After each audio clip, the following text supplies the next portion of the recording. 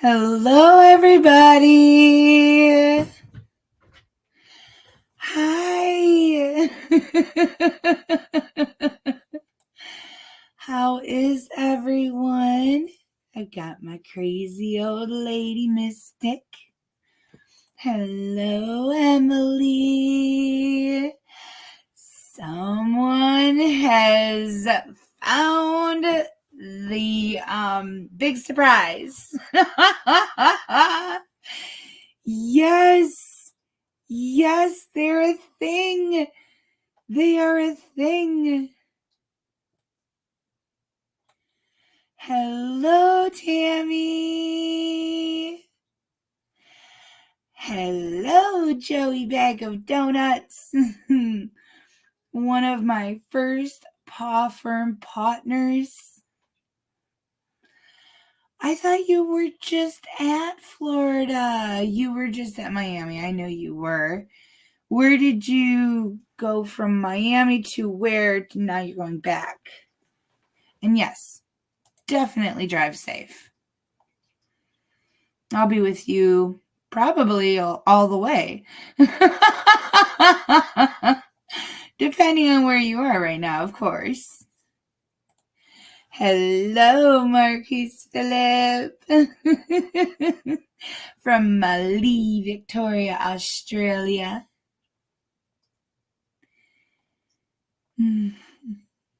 Hello, Tiana Miller.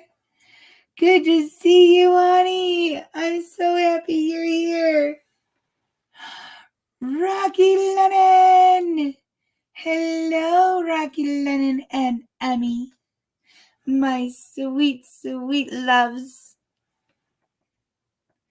Hello, CE. I'm so happy you're here. Shelly Babes. Oh, hello.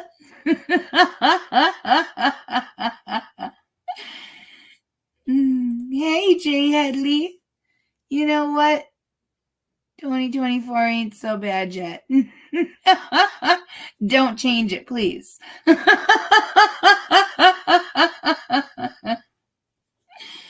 Hello, Nana Laura. Good to see you. Hi, Ruth Ward. My sweet, sweet, sweet, wonderful lady. I am so happy you're here.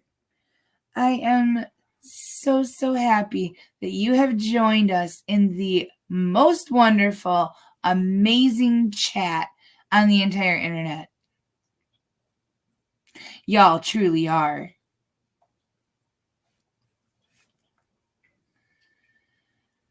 Hello, Robert from Cologne in Germany. Good morning to you. It is 11:26 p.m. here, or 23:26 here. And I know that means it's probably morning where you're at.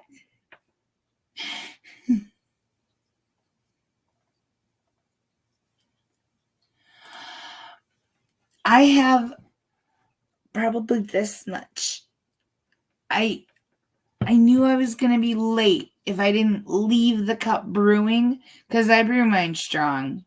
So I've got my favorite set to one button, one tab notch, whatever you want to call it, short of the strongest. Because if I put it on the strongest, then I end up with grounds in my cup. And then I have the heat level set one from the top as well. For one, if this is a little lukewarmish, that will perk it right up. And for two, it makes it stronger when it brews. And I like it strong. But I can't find a flavor of coffee that is strong like that, but has a smooth flavor. Because what I do is I buy the Great Value breakfast blend, and I just amp up the strength of it on the Keurig. I would love to find that smoothness and that flavor, but where that's already the strength. But if I buy classic roast or Colombian or any of the other, any of the other flavors, any of the other ones that say that they're medium roast, because breakfast blend is supposed to be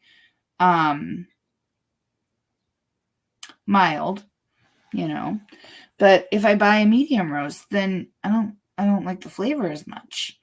So I don't know. I've got to figure it out. I've got to play with it.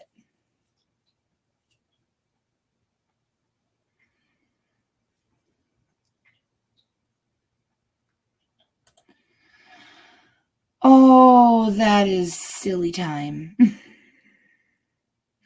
That is April is on her way back to bedtime. No, actually, that's me waiting for my kid to say she's ready to go to school time. But not for long. She's almost done. She's almost done.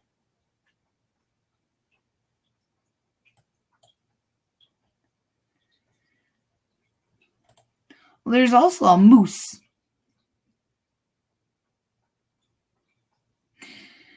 Remember Rocky and Bullwinkle? I know it's been a minute, but I remember Rocky and Bullwinkle.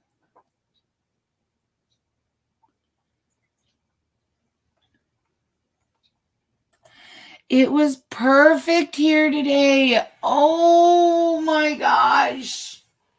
It was beautiful. It was so beautiful today. The sun was shining.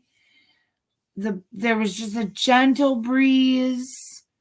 It for a minute it looked like it might rain, but it never did. My neighbors grilled out, and oh my gosh. Like, he was so nice and asked if I wanted anything thrown on. Well, I can't grill anymore. I can't stand there long enough. I can't lift the charcoal. Like, there's so much that, like, I can't do the full function of it on my own. I would need help. At least getting it set up. At least. But so he was so sweet and asked if I wanted something put on. And I happened to have a pack of hot dogs in the freezer. And I know Kendra loves charcoal grilled hot dogs. So I was like, yeah, throw these on. I got them thawed out while the day was going on. And then I was like, ooh, I have hamburger in the fridge. So I pattied up like 6 patties. I took an onion and I sliced it with the thickest part of the onion, and then popped out all the middle rings. But I took like the biggest ring out of that out of the center of the onion and put it in the meat patty, and then like put meat all over it and made it so that like the onion was smushed inside the burger. I did that for 3 of them. So yeah, unfortunately you can't tell which ones have the secret onion ring inside it. But that might mean my kid won't risk it. But yeah, so he grilled out for us. And then not only did he cook the meat that I gave him to cook, but when he gave the tray back, he put on like a bunch of stuff that he and his cousin grilled too. So I got corn on the cob, some sausages, some chicken legs and thighs, and some tostadas. Oh my gosh, it was such a great day. Such a great day. That was probably the first food that I've had that didn't come out of microwave box in or drive-through in a while. Not only did I miss real actual cooked food, I missed grilled food. Charcoal grilled food is one of my favorites. One of my favorites. It doesn't top sushi, but it is one of my favorites. Oh, is that ever cute? How could you forget about Rocky and Bullwinkle?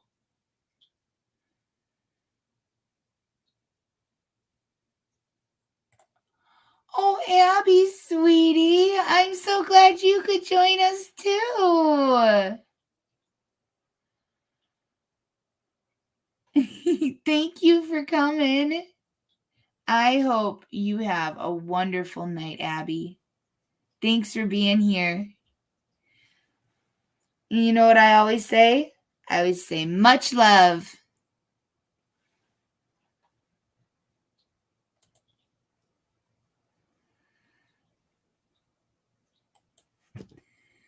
Yes, the moose and squirrel. Oh my gosh, I have a little baby squirrel. That's what I call him. Baby squirrel. I go out every morning and call for him. He's so cute. And he is coming up on the deck. And he comes within just a foot or two of me before I'll see him. Because he's so sneaky like that. Oh my gosh. And of course, he's doing the pose when I see him, like the Superman, super squirrel pose, It's, oh my gosh. And so every day I make him a peanut butter sandwich or two. And I toss them out for him. A whole loaf of $1 white bread from Quick Trip. It gives me, I don't know, 10, 12 sandwiches for baby squirrel. And I don't slather the peanut butter on so thick. I mean, a giant jar that I have that I just opened today is going to last long, long into the summer or later. I have such a big jar because I used to make peanut butter cookies. Well, can't really bake anymore. So I have lots of peanut butter. And I did peanut butter fudge, but that's a definite never going to happen again. Because with fudge, you have to literally stand at the stove for frick sakes ever. Stirring, and doing nothing but stirring. That's all you do. When you make fudge, it is like 45 minutes of you don't get to move. You just get to sit there and stir. That's it. Stir one way. Oh, you got bored. Flip it. Go the other way. That's how you make fudge. For real.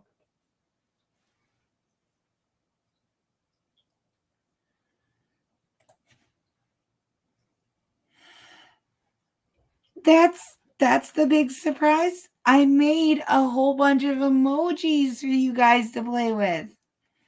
And all of the special member badges. It starts off for the bestie SDSs is Ava and Earl together because they're best friends. And then month 1 is Earl, 2 months is Billy, and then is it 1 month and then 3 months actually? Yeah, 1 month is Earl, 3 months is Billy, 6 months is, or 1 year's, or 6 months is Ava with her goofy doofy face. And then 1 year is Ava with her super excited face. And then there's some more, but it's just something fun for the members. And since I added 2 new membership levels and some of y'all actually upgraded, I couldn't believe it. I saw that and I almost started crying. And I had to deliver. I had to make the new perks. Oh, Ruth Ward, honey, thank you. I appreciate that so much. But honestly, you guys make my days better. You guys make me happy. So I don't know what y'all think. Thinking that I make anybody else's day better, because my day is just better because you're here.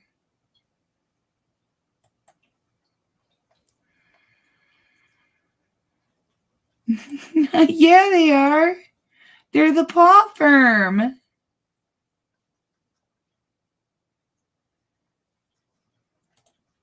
I don't think nagging me once was so much. She sent me a few pictures today. And I'm like, is that hinting that I should get off my butt and do this? Just a little hint. It wasn't nagging. It was more like a nudge. It was kind of like that elderly couple in Clallam County, the nudge and then the swat and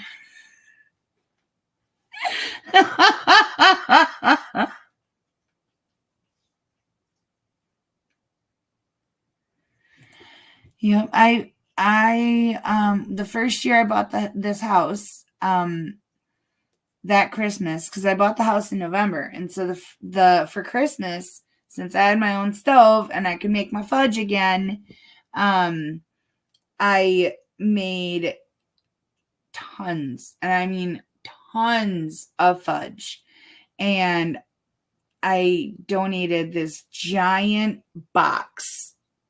It was so heavy. I took it to the police department for the police, fire, rescue, for all the service members to come in and take whatever they wanted out of it. I just dropped it off at the police station. I told them to call all their buddies. My mom and I used to do craft fairs. And when I was with my ex-husband, I did a couple with my mom where I made and sold fudge. And the first year I did it, I completely just literally broke even. When you have the table fee, which for that benefit, it was one of the more pricey table fees that I've ever had. But by the time we paid for all of the ingredients and then the table fee, like I barely broke even. The next one I made a little bit, but not enough to justify the time spent. It's just it's an expensive thing to make, and it's expensive to sell. It's expensive because there's so much work involved. I mean, there's recipes to do it quick. Don't get me wrong. You can make microwave fudge. It's just not the same. It's not. Hi, Lucy. Yes, this one is a hard one. I tried going back to find out who it was that suggested it. And I couldn't exactly remember what day it got suggested. Was it you? Was it you that did it? Were you the one that suggested it to me? Because I wanted to say thank you.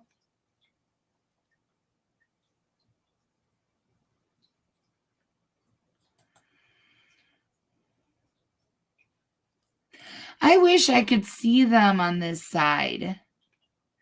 That's the only not fair part of it.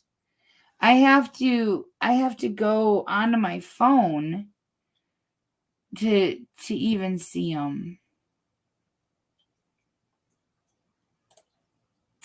Aw, I love that. And I feel the same, and the nights that I can't be here due to either pain or because life got busy or, whatever the circumstance is. You can ask anybody who knows me. Like, it breaks me. Like, if I can't stream, I'm so upset. I love being here.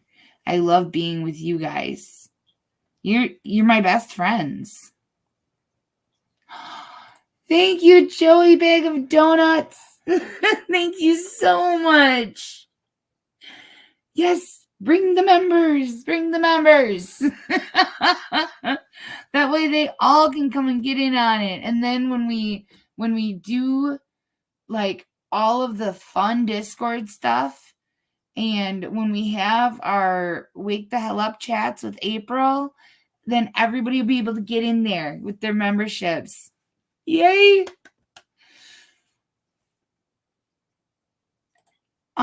Well, he was getting a drink at the fountain, and then he was playing with a toy.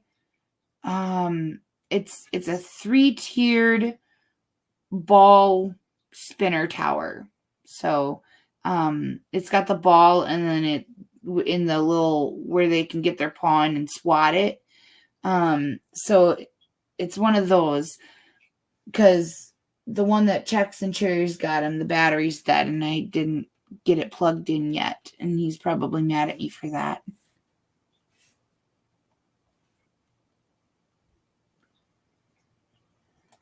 Your fudge? That's what I always did too. Like I said, I had the 2 years, the 2 years that I did the craft fairs with my mom with it, but the cost just, it didn't justify it. But in 2020 I did the police department, and then that year and the next year I also donated it to the VA. Lots and lots of it to the VA. Sorry, guys.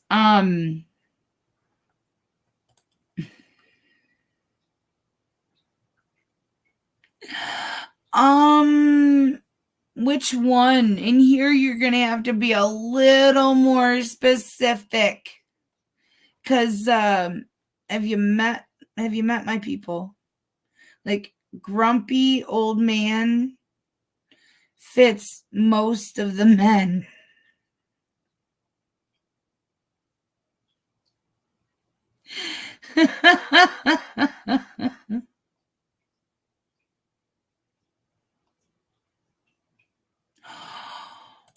Robert, thank you so much. That is so sweet of you. Thank you, thank you.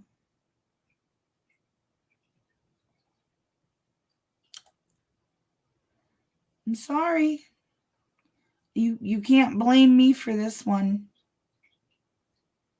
I didn't find this on my own. And I probably would have missed it. I had it. I had downloaded it, but I hadn't looked at it yet. And I don't know that I would have, because I was already past that day. But I knew I had gotten it. It's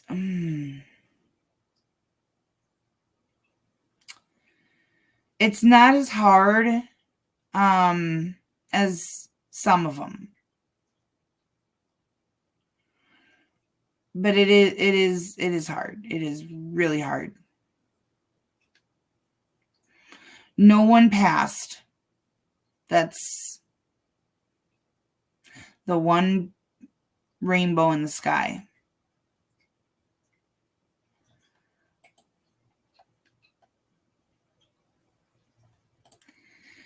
So you wanted to bother everyone else. I get it. So Emily, blame Lucy. Blame Lucy. It's okay. You see what I did there, Lucy? That bus just went right over you.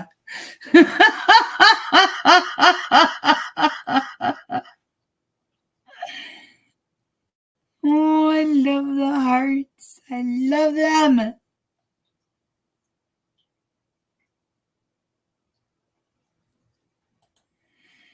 Did I ever give out candy? Almost every year. Now I actually just make up a big tray and like line it with several different types of there's usually granola bars, fruit snacks, pretzels, whatever candy fits my fancy. I line it full of a bunch of stuff, and then I have fun size little chocolates, and usually like the Milk Dud and Twix and Twizzler blend kind of bag. So I'll have those kind of sprinkled all over it. And then next to the tray, I'll have something like Coke Zero or Mountain Dew Zero or whatever those are. And energy, like Powerade, the sugar-free Powerades and stuff. So like that way the parents, like the kids can get something to drink. There's a variety of drinks for the parents or kids, because that's a lot of walking during Halloween. So, by all means, they deserve to have something to wet their whistle. So I'll have like, I don't know, 3 or 4 different beverage options. And then there's everything from, healthy to sort of healthy-ish to absolutely not healthy. But that way also, if the kid is with the parents and the parents are with them and have a say in it, they can determine what they want their kid to have. And if it's just the kids, then they can pick whatever they want. And I put out enough that we don't get super busy here with Halloweeners. So I put out enough that if somebody takes extra, oh well. I've never had anybody like just dump the tray in the bag or anything like that. We have some very respectful kids in this area. It's a good town. So, but I lay it on the steps. So like when they open up my porch door, it's like eye level for the kids. So nobody's got to like bend down and go through stuff. It's just, like I said, eye level.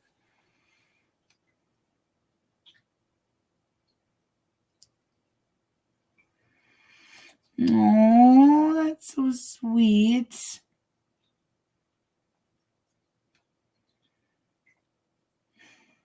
I love you guys.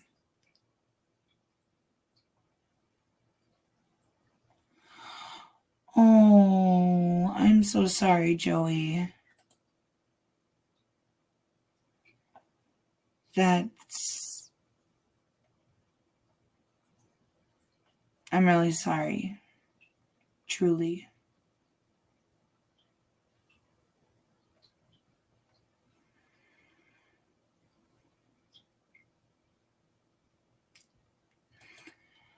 I didn't have it set up. And the PAWFURM didn't get developed until, see, I had set up the monetization before the PAWFURM became a thing. And when I got monetized the second time officially, where it stuck and they didn't take it back away from me right away, they just basically flipped the switch and everything that I'd already had set up went into effect. So that's why, and I couldn't change the name of the level or anything like that. I would have had to like delete a level and remake it, and then it would have ended memberships and people were just starting to subscribe because I just got monetized. So I was just like, I'm leaving it alone. And, between then and now, I haven't really had much time. I'm just now to the point where I can get more than one, more than a couple of cases done in a day, depending on how well I can find them or not. Some days they don't come easy.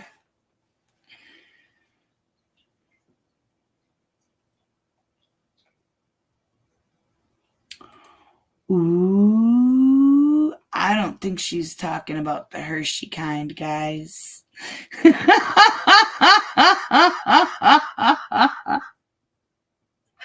How sweet. Hi. Speaking of sweet, my goodness. A handsome little fella.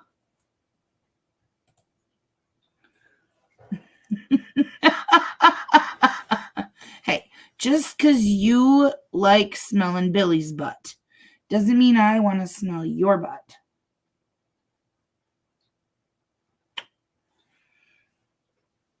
I put some treats in the bowl for you. Go get them. Go get them.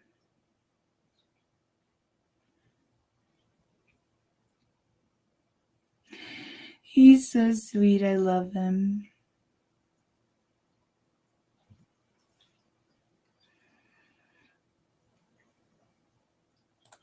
It is. It really, really is. Hi. Dump, dump, dumpity, dump, dump, dump, dump, dump, dump, dump. Oh, bring that belly over here. Oh, you cute thing. Come here, cute thing. Oh, it's a good girl. Earl, you're in the way.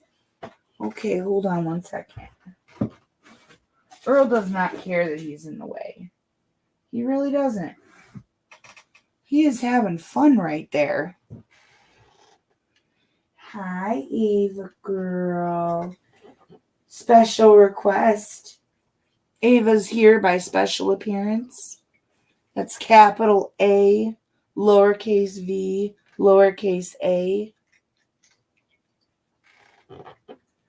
She's so sleepy. Oh.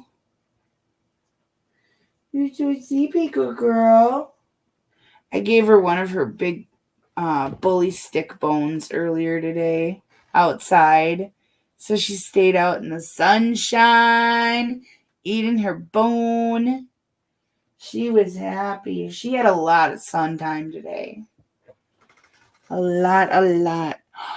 Oh, thank you.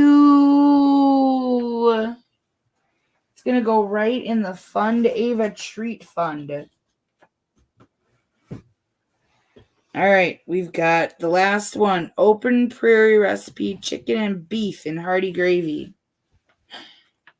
Well, hello. Did you decide you weren't as tired as you thought you were? Hi, Earl. These two are just so cute. Hi, Earl. You gonna give Ava kisses? You gonna give Ava kisses? Or you're gonna try to steal Ava food, huh? Hi, baby. Hold on, I gotta get it opened. Hold on. Jeez Louise.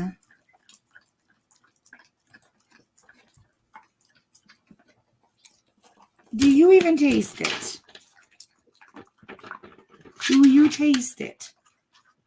I wonder sometimes. I wonder. Can I set it down, please? Can I set this down? Thank you. You've already got it all over my hands and all over the floor.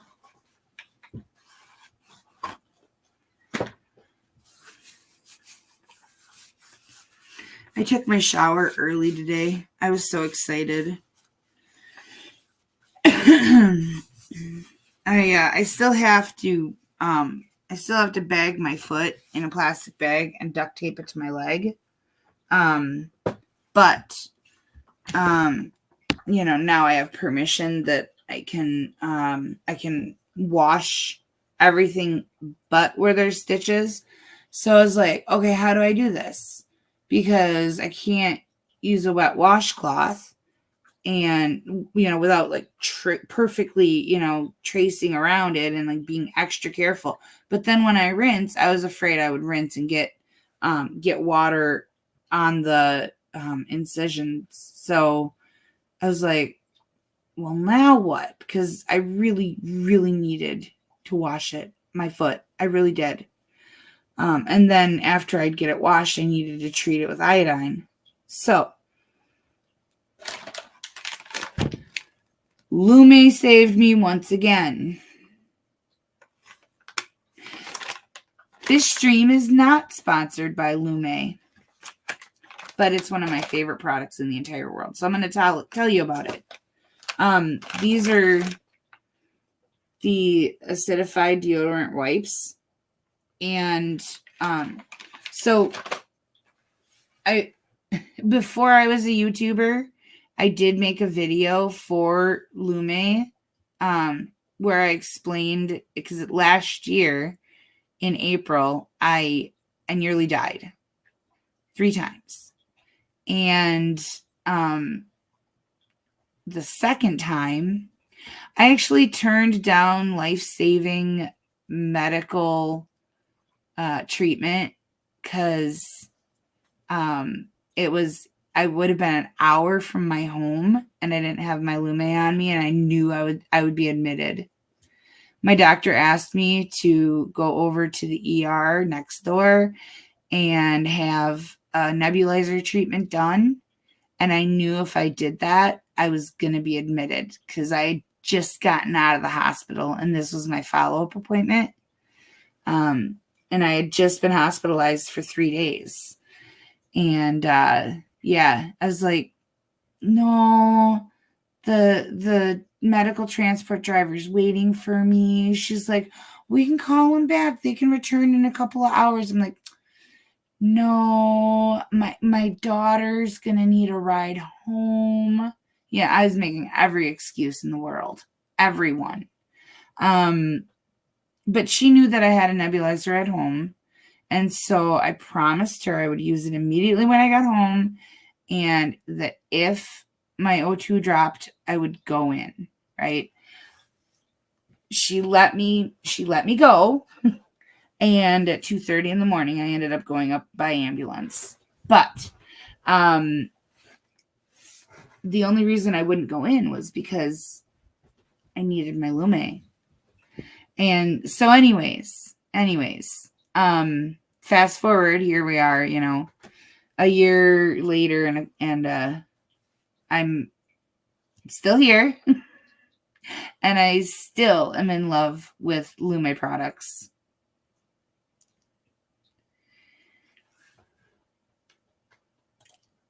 Adhesive allergies.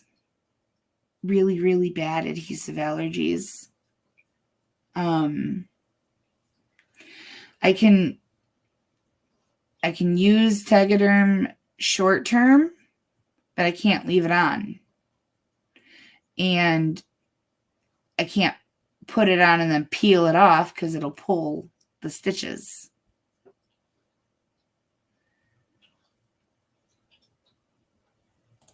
I know. Do not resuscitate. No. They're going to do everything to revive me. They dang well better.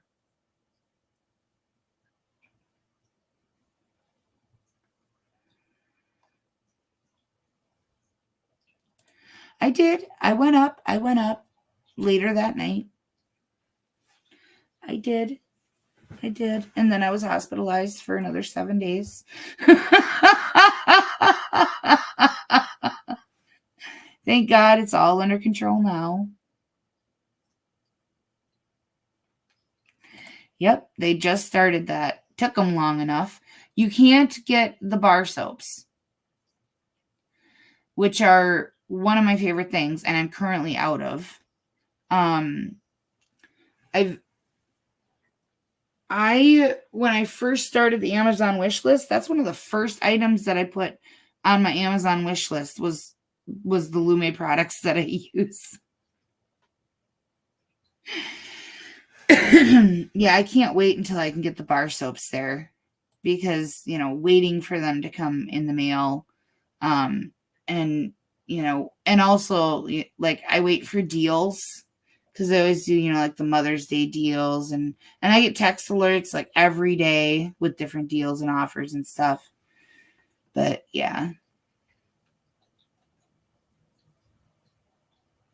I'm a brat? I don't think I'm a brat. I think I'm very nice.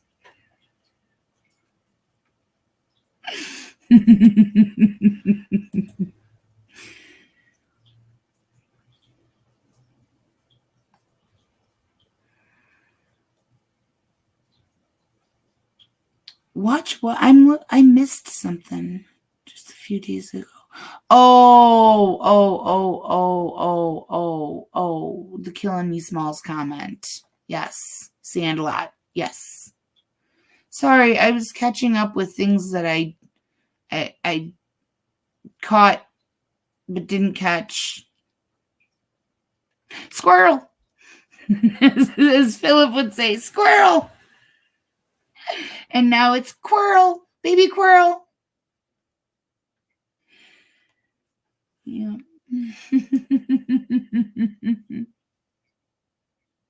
But yeah, so that's what I used on my foot so that it wouldn't smell at all. And it doesn't now. It's perfect. I love it. And then I was able to put the iodine on it. So I'm happy again. My foot's happy again. So, tonight's case. We can blame Lucy.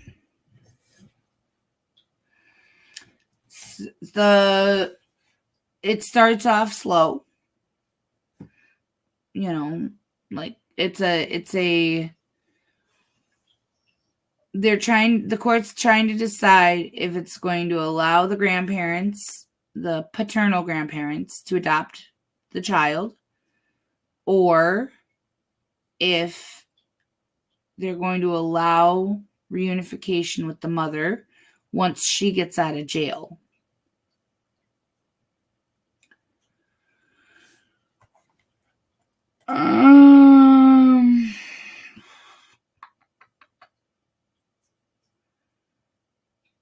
Maybe 1.5. No, it's just the hardest part is listening to the grandparents, the grandfather especially, that have custody of the boy.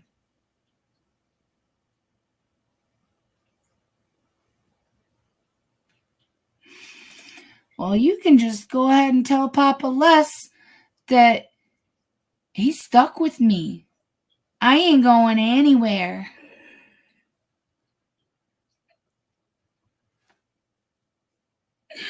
Love you, Papa Les.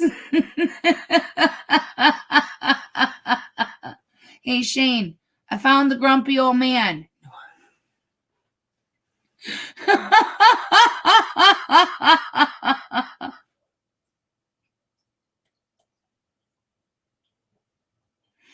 Yeah, this one, like I said, the hardest part is listening to the grandparents. You don't ever get to hear the mother.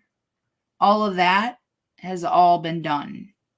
That's all over. I don't know where her criminal charges were done at.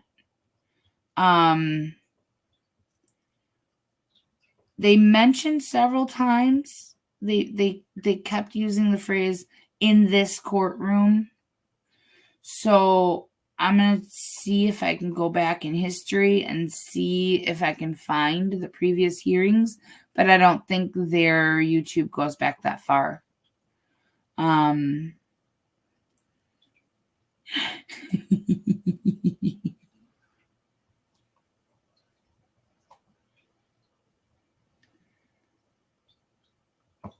Oh, honey, I'm so sorry. I know. And you are so good at the research stuff. You go down rabbit holes. You not only found all of his info, you found the connecting cases with his, what was it, his cousins? His cousin with the 94 additional dogs. And then you found out what happened to them after. And Emily's in the room, so we cannot talk about that part. So I'm going to get started with tonight's case. Like I said, it starts out slow, but trust me on it. And I would do as much as I did as much as I can for the audio. I will do as much as I can for finding updates and context and things like that. Obviously today I didn't have time because I did all the emojis and the channel setup stuff, and then I had to edit this in order to be able to stream it. So I didn't have time to do the Catherine Gaston rabbit hole maneuvers, but I will definitely try to find more info, more context, find out hopefully where the criminal hearing was, because I want to know that stuff. It's one of those cases. I want to know more. I feel like there's so many pieces of the puzzle that are missing, but there's a lot that's even missing for the family.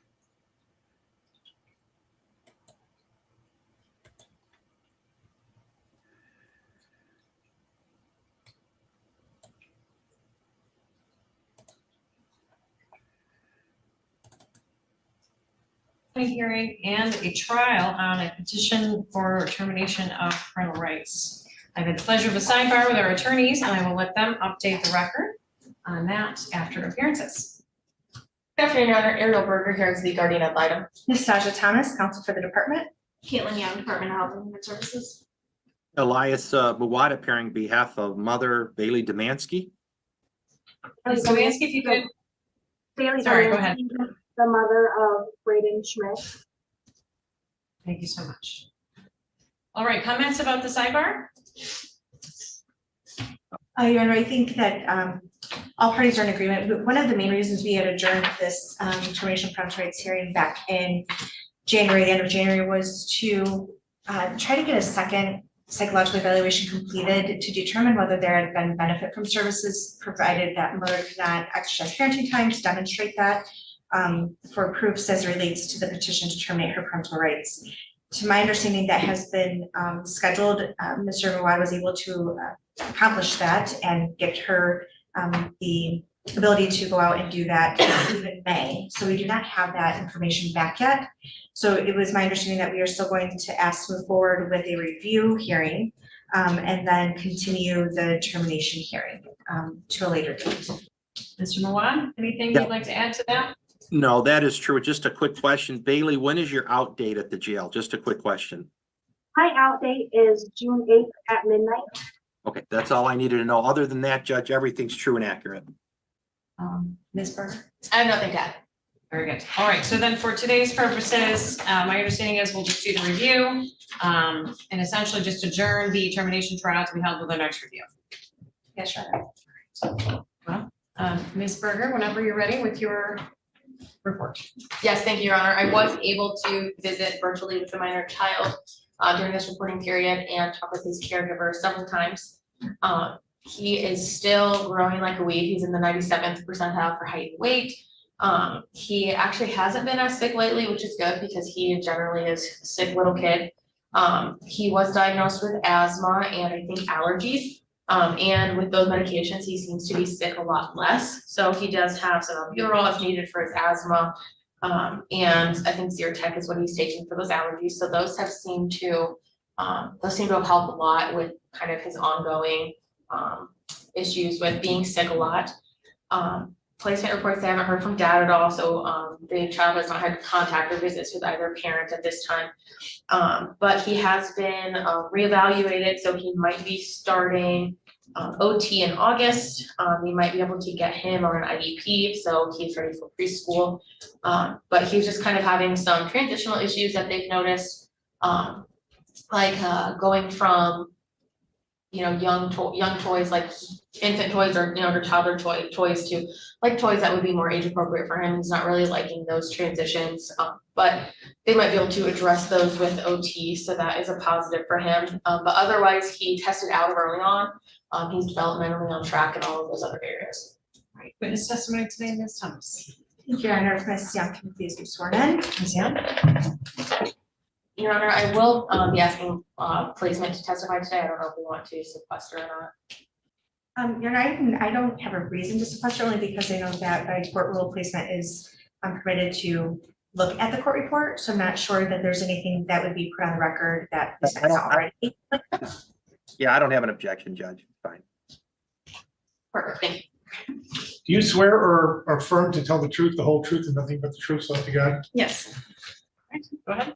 Good afternoon, Ms. Young. Today there is a court report that you have provided, and it looks like it's only inclusive of the court report and case service plan. Is that accurate? That is accurate. And since you circulated and filed this court report and case service plan, have there been any other documents that you have received or circulated that you would like the court to consider for today's hearing?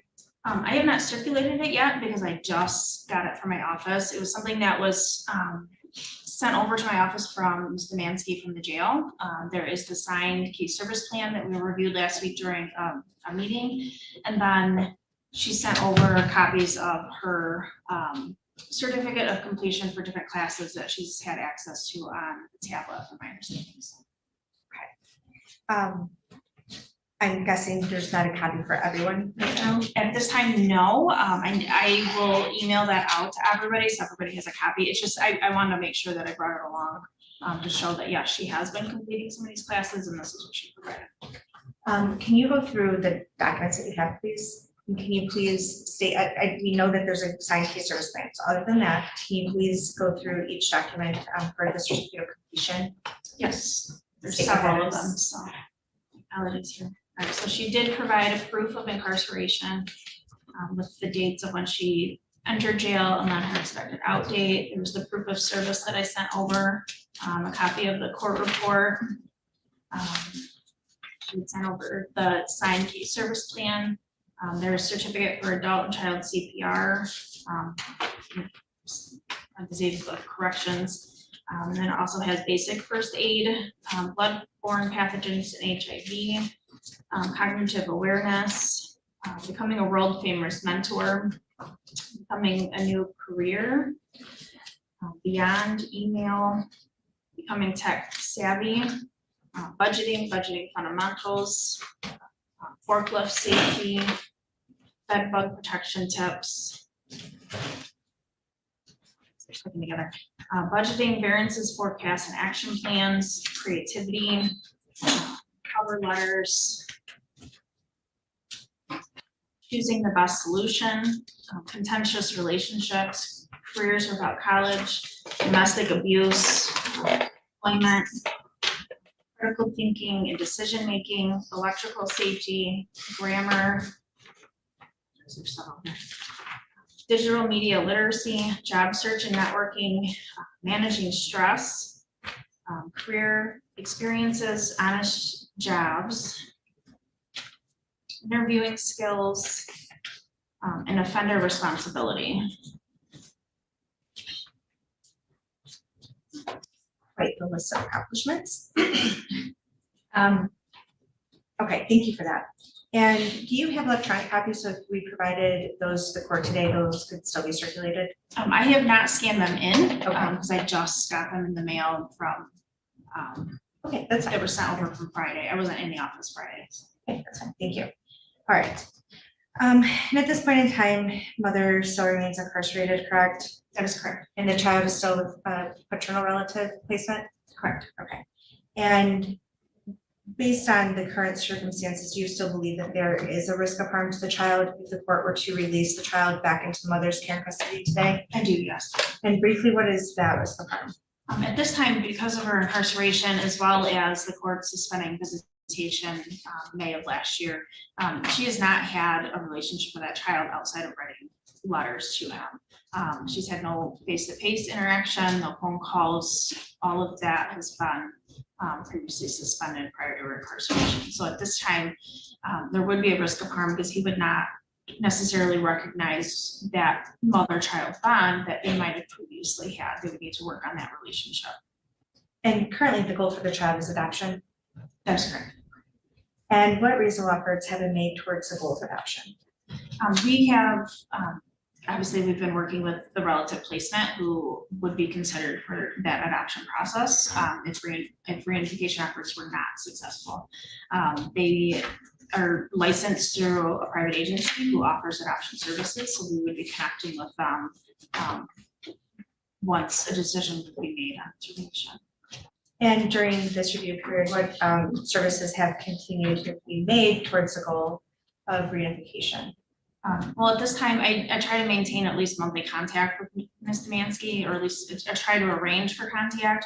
She does provide letters for the minor child, so I do give those to placement when I go out to their home for my monthly home visits. And we do try to have a good conversation about different classes that she's completing, what she has access to, and as I read off that list, there's quite a list of things that she has been able to access and participate in. So, I mean, at this time, that's what she has access to. We were working on trying to see if parenting education would be included on there and some additional things, but they're not on there quite yet. But she does, as I noted, and there are a significant amount of things that she has participated in, which is good. We do want to see, you know, kind of the results of the psychological evaluation that I was able to get referred. It was kind of a fight to get it set up. We were battling back and forth with Battle Creek, with the counseling agency that arranges that. We had to go through the Hillsdale County DHS to set that up, but we were able to secure that. I let Mr. Merlot know when the date was, and he made arrangements for Bailey to be transported to and from by her grandparents.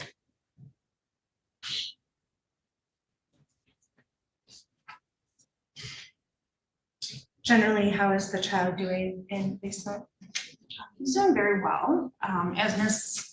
Berger had stated, that he does have some transitional issues.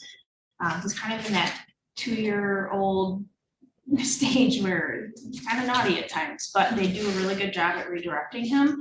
We did have an incident in the home where he was taking a bath and he inhaled water and was choking, so they did have to seek emergency services to try to assist with that. But they were able to manage that situation as a unit, and they did very well handling at that. I was able to communicate with them about kind of the incident and what happened. And, you know, we were a little concerned with the asthma and the breathing issues with him being sick over that long period of time. So they were able to seek medical attention. He got that diagnosis of asthma, so he does have that series of treatment. And it sounds like it's going to be more long-term treatment and then evaluated as needed. But overall, he's doing very well. His needs are all being met in the home. He's, you know, medical, dental, educational, all of those needs are being met. And as Ms. Berger stated, he's going to be evaluated for a potential IEP in the future because he did qualify for early on services and completed that. That would potentially qualify him in the future for additional services when he does become of age for grade school. So they are working on enrolling him in a preschool setting, so that way, you know, he can continue to work on those educational skills. I will note when I was out there this last week visiting, he is doing phenomenal at sounding out more and more words. He can count to 10, and he was able to do that with his face mask. He was trying to mimic putting it up to everybody's faces and counting to 10 at everybody. And he was doing really well. He was happy, he was giggling, he was very energetic. When this kid is awake, he is nonstop. chasing grandpa around the house, and when he's at work, he's chasing grandma around the house. So, you know, they're always interacting, doing something hands-on. They have backyard where they're able to play. They've got lots of toys that he has access to, a lot of hands-on things where he can do painting or coloring, that kind of stuff. Mom does send letters, and she draws pictures for him, so he's able to color in those pictures and whatnot every month or more often when I get those. So, you know, he is doing very well. He's very well adjusted to the home. He's on the go. He's constantly trying to learn new things. Like I said, he's improving in his speech greatly. He sounds like a pretty typical young boy. I think they said he's just over 2. So that all tracks. But just let's keep going here. Sometimes it's still a little hard to understand what he's saying, but he's also still young. So, but he's getting there. He's doing very well compared to prior reporting periods as far as speech wise. So, you know, he's really thriving where he's at. Is he receiving any sibling visits? I know that he has half siblings from dad and from mom. He is receiving visits as far as on dad's side with the other minor children who reside with their mom. I know there has been some attempts to try to reach out to the other half sibling who used to be part of this case, but they have not been successful in getting in contact. So we had the same trouble when they were on the case and trying to engage. So, you know, I just encourage us to kind of keep trying to engage and try to establish a continued relationship. But And is there any time that the child's able to spend with like any maternal relatives, extended relatives, or anything like that? I do know the maternal grandmother does come over on occasion, so she's able to come and visit and spend an afternoon or, you know, a couple of hours with Brayden. They do spend some holiday time together. She brings, you know, for instance, like she brought birthday gifts or Christmas gifts for them, Easter stuff. So she does have a good involvement with the family and with Brayden. So they're able to communicate and set that time up and pretty regularly. So. Okay. Judge, may I just ask for clarification today? Are we looking at permanency planning, or is that just going to be? What's that for permanency planning today? Ms. Young, with the documents that you've been provided and sort of this continued drawing out of the process as relates to terminating Ms. Demansky's parental rights so that the child could be adopted, do you believe that there's a sufficient change in circumstances to reconsider that goal? I think a lot of it is going to kind of be dependent on what the second psychological is going to state. In the first one, I mean, it really indicated some pretty significant things that she needed to try to address. I know she attempted to do some of the stuff through anger management. She did some parenting education. They did the supervised visitations. But right now, the minor child is the same age approximately of the other child that was severely injured in the original case. So, you know, there are some, you know, questions, you know, how would she handle some of these situations? I mean, I talk to placement often when I'm out there, you know, in some of these instances where, you know, in the last reporting period, I talked about the incident where he had oops in his diaper and he had smeared it everywhere. Like, how would that situation have been handled? You know, would that have been, you know, in the same manner as placement had tried to work together to try to handle that situation? Or, you know, would we be dealing with a different matter? It's unknown. My nephew did that once. Tried to camouflage himself like his daddy does, but he was unaware that his daddy doesn't use poop to camouflage himself when he goes hunting. It's good times. Good times.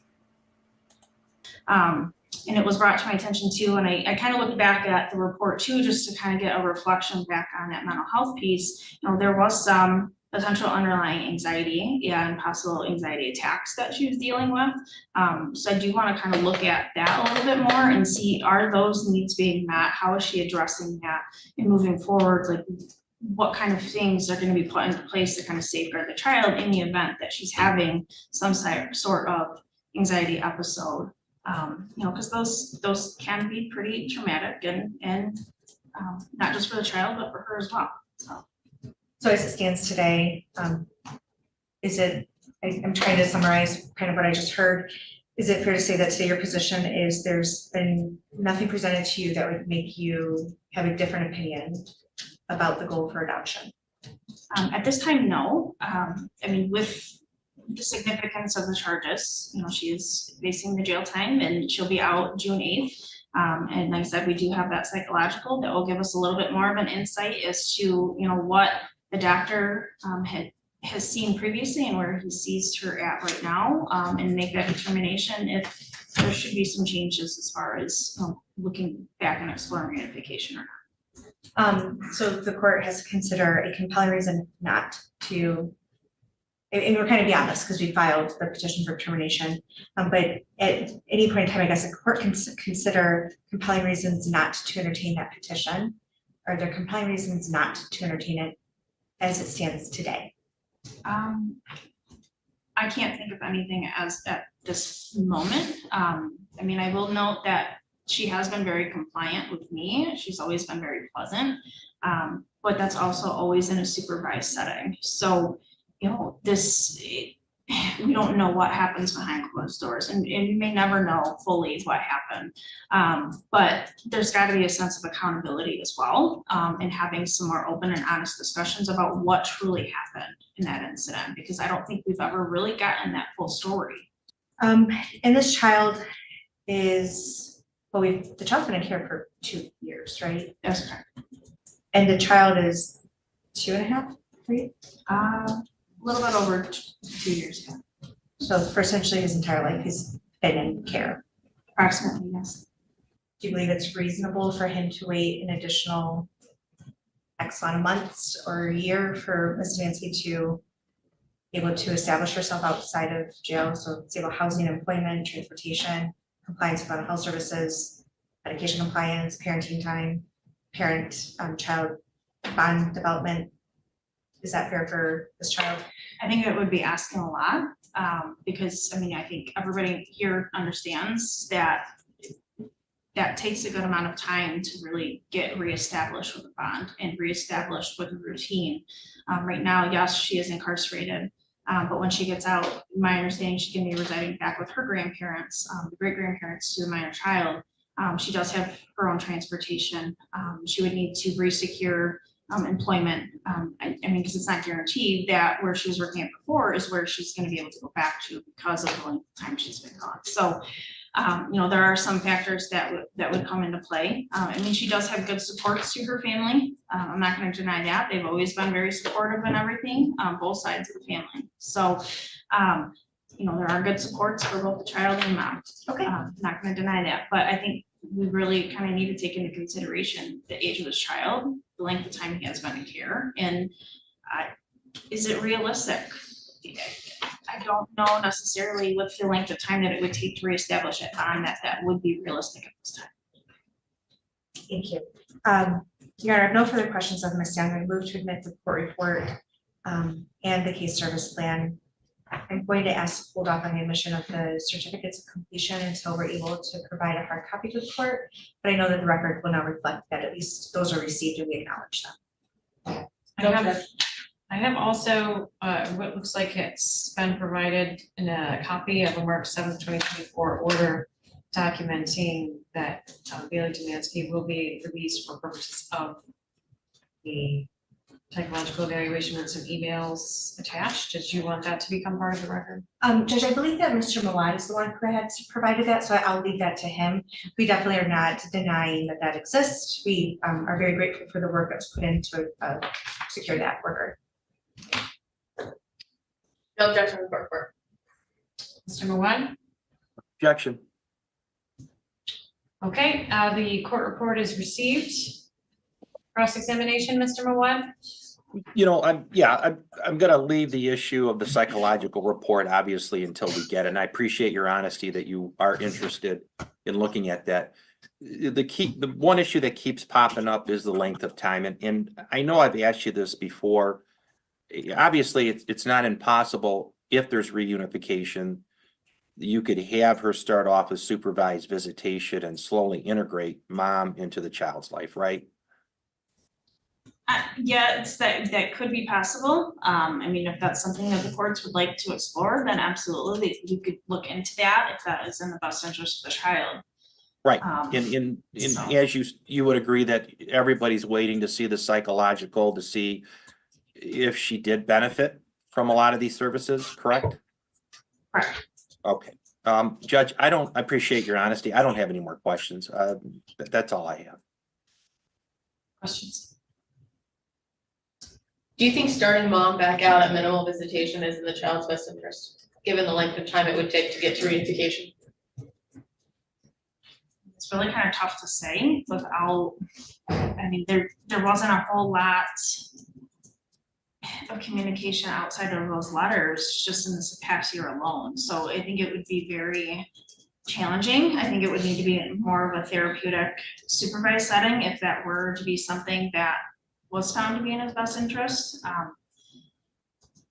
mean, I don't know if I could necessarily make that judgment call without consulting with, a therapist that would be able to, kind of explore that further and would be willing and able to provide some of that guidance through a therapeutic setting.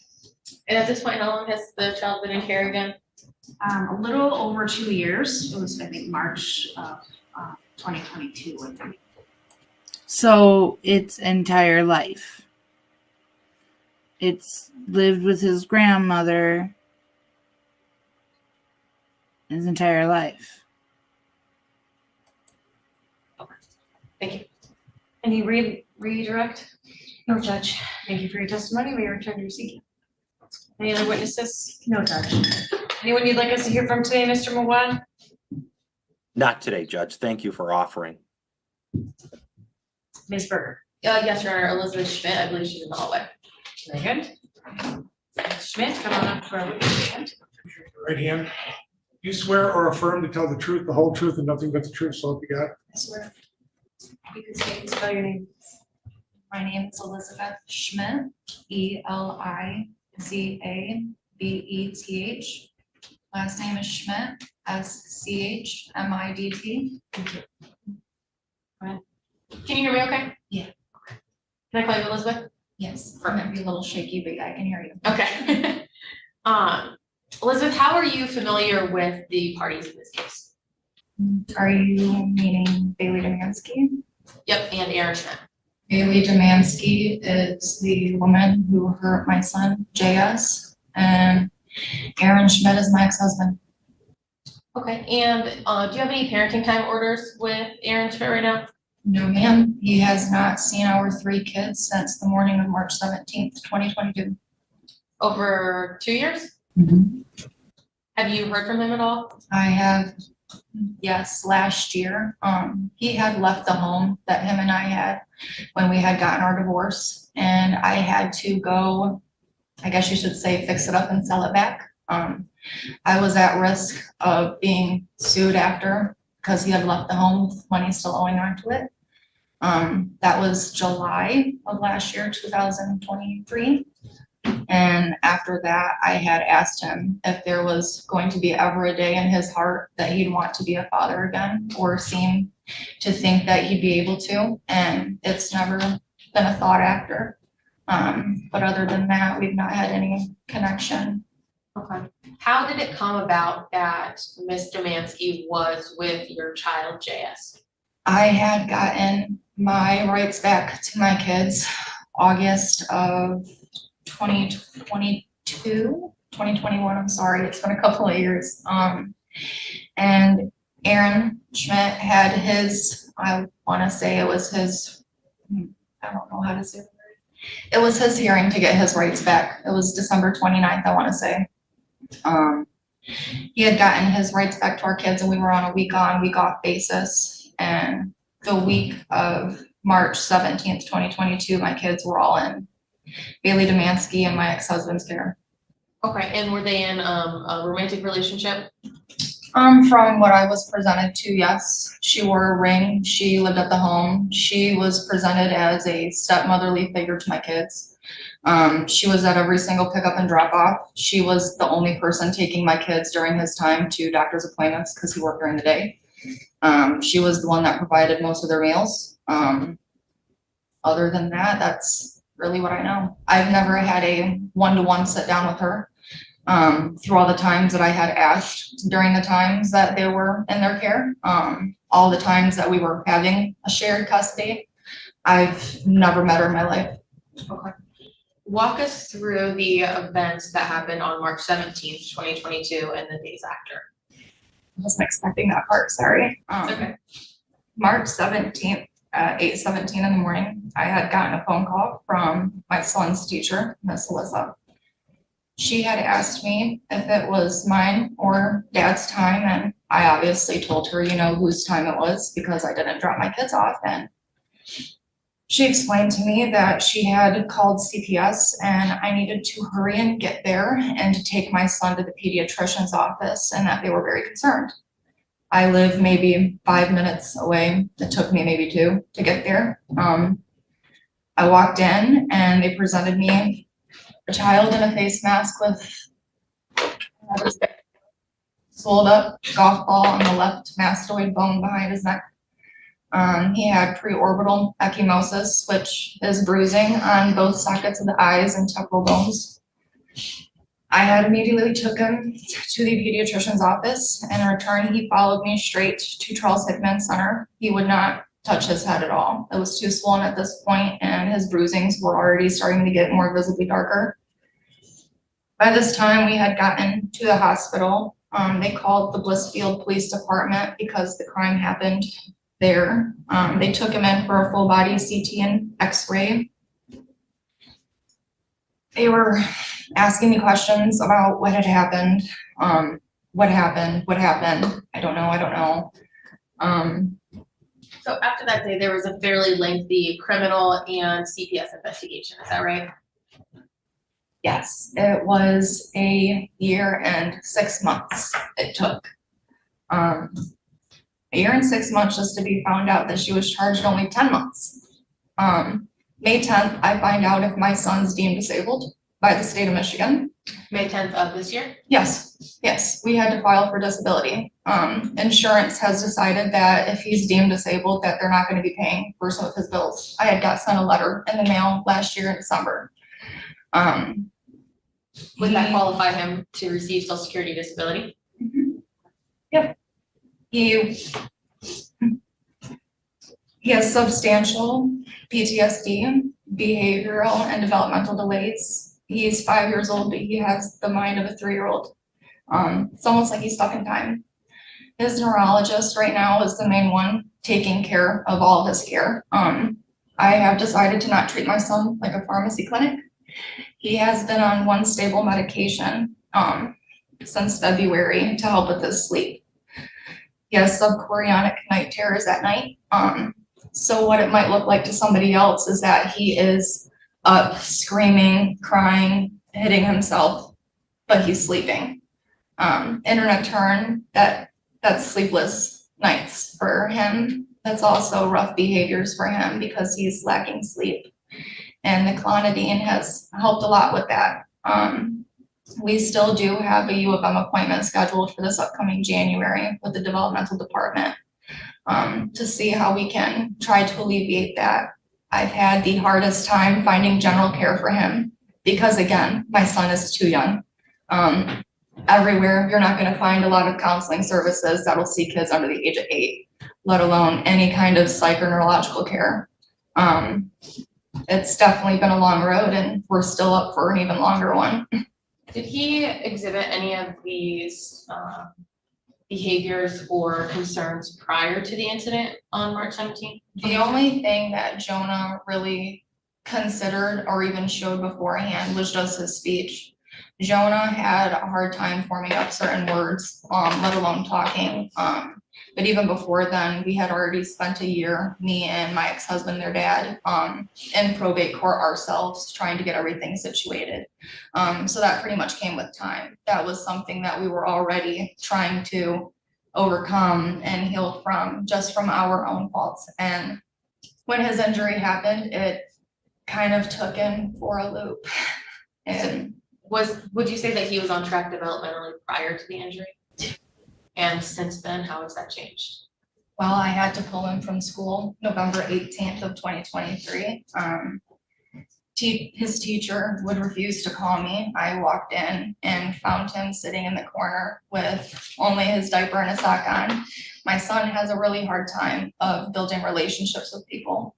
He has a really bad separation attachment with me, and his brother started kindergarten this year, and his brother has been in school with him past 2-3 years ever since they've been in my care. And I had also switched a job, and that was a lot of change for Jonah at one time. And under the Adrian school policy, if your child is in their care and they're having a bad day, they will not call you because it shows that they cannot handle your child.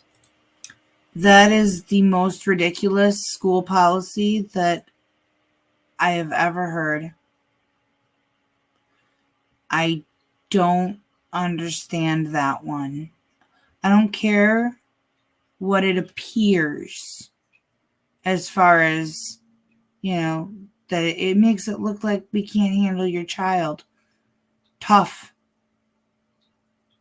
If I'm a parent and I walk in and I see my kid in a corner of the room with nothing but, a diaper and a sock on, I'm going to be a little upset that nobody contacted me. So in return, when I had talked to the supervisor and I had voiced my concerns, with them not being able to prioritize certain children, I had taken my son out because it was to the point that he wasn't able to sit and actually learn. He was either in a corner playing with 1 or 2 toys and not actually being able to do the task that was at hand. What school does he go to now? He is homeschooled with me. How's that going? Well, I can say he's potty trained. He knows his full ABCs and he'll sing it to you till the bells go off. I bet. He can count up to 20. He messes up numbers 15 and 16, but we're working on that. Alphabetically, he is sound. He does get a few letters mixed up. The only thing we're having the hardest time right now with is writing, but his pediatrician said that's kind of normal with his fine motor skills, which thankfully we're getting that adjudicated. So. Is he in OT or PT? So that's one thing that I'm getting figured out. Friday, I have an appointment to go over the consultation with his pediatrician about his PTSD, and he's supposed to be giving me a referral for IV. So I'm hoping that gets solid. And if he don't do that, I'm going to his neurologist for that part. When it's with Jonah, we've been trying to tackle one thing at a time the past couple of months, and really we've been trying to just hit the neurologist because his neurology is taking care of his behavioral and his sleep right now. And that's really the one thing we're having the hardest time with. Because for 6 to 7 months, Jonah was going for maybe 2 to 4 hours of sleep a night. It was up all night, insomnia, night terrors, and that was the one main thing that we had to kind of nick in the butt first, especially for his behaviors, because that really attributed into a big part of it. Yeah, so you said a referral for IV, is that IV rehab? Yes, sorry. Nope, that's okay. Would you ever leave your children with Mr. Mansky again? I didn't have a choice back then. I didn't have a choice. No, I would not. I wouldn't even have to think about that. I've sat in this courtroom many times. I've listened to these hearings many times, and the one thing that we all try to focus on is what's in the best interest of the child. What was in the best interest of my children, that meant nothing to her. It meant nothing to her. She was with my ex-husband watching everything that we had went through that whole year. Everything that we were working towards, everything that he was working towards for our kids, I was. And when my kids had finally been able to be reunified back into his life, back into our life, I personally don't think she was ready to take that on. I really don't. She already had 2 children of her own. Who was she to bring in another 3 that she really didn't understand or love, appreciate. You can't force that on people. You can't implement being a mother to somebody that you bear no communication to, no livelihood to. So when you can only imagine when I sat through her criminal case and I heard that she was just a babysitter, that threw me for a loop. Because just January this year, I heard her last hearing and the testimonials about how she was a very good stepmother and how she was always happy with my children. And that's a complete different notion than what I heard last year. Because I don't remember hearing that part. Oh, I'm sure you didn't hear that part because I'm sure it was tailored to get the most sympathy out of the testimony. Depending on, maybe they were testing the waters to see how people would react, hearing one way or the other. And if they didn't, get a favorable outcome, they switched to the other one. I remember how I heard how she was a good babysitter and a person to take care of my children when their father was at work. But I don't see a loving stepmother. I see somebody who hurt my son for the rest of his life. And I really don't think I could stomach seeing her get her son back. Her son is literally the same age that mine was. And I can't trust that. And he's not even mine. I can't. Your other children have gotten quite a bit older since this incident has happened, is that right? Yes, they have. Have they started talking more about what happened that night, or that day? I've learned that trauma is like a curve. You either stay on the straight line or you hit the narrow 100%. And my kids have blocked out seamlessly every part about that time, that day. Jonah does not remember at all who his father is. He doesn't know the situation. Bella and Liam, they don't ask questions. If they're playing with Jonah and per se they're outside and they trip and fall, oh no, we need to check Jonah's head. That's always something that lives with my kids. We need to be careful. If he falls and gets hurt, we have to go to the hospital. His brain, that's something that lives with my kids. My kids have to live on the ever so going teeter-totter of, well, what if? What if he gets hurt? What do we do? Or if they're playing, what happens if I accidentally hurt my brother? Did I hurt him? And the worst part about that is if something actually did happen to the child, like the brothers would be just broken and they would feel so guilty for it. Their brother's in a vulnerable position now. And if something ever happened where he did get injured, then the other brothers would just they would I can't even imagine the effect that would have on them. And that's no way that my other two children should have to live either. But here we are. They've had to see a lot of things after already being healed from our own life and our own circumstances. And here we are. We're healing every day. And I haven't even found everything out about my son yet. My son is still too young. And he'll probably never be able to speak for himself.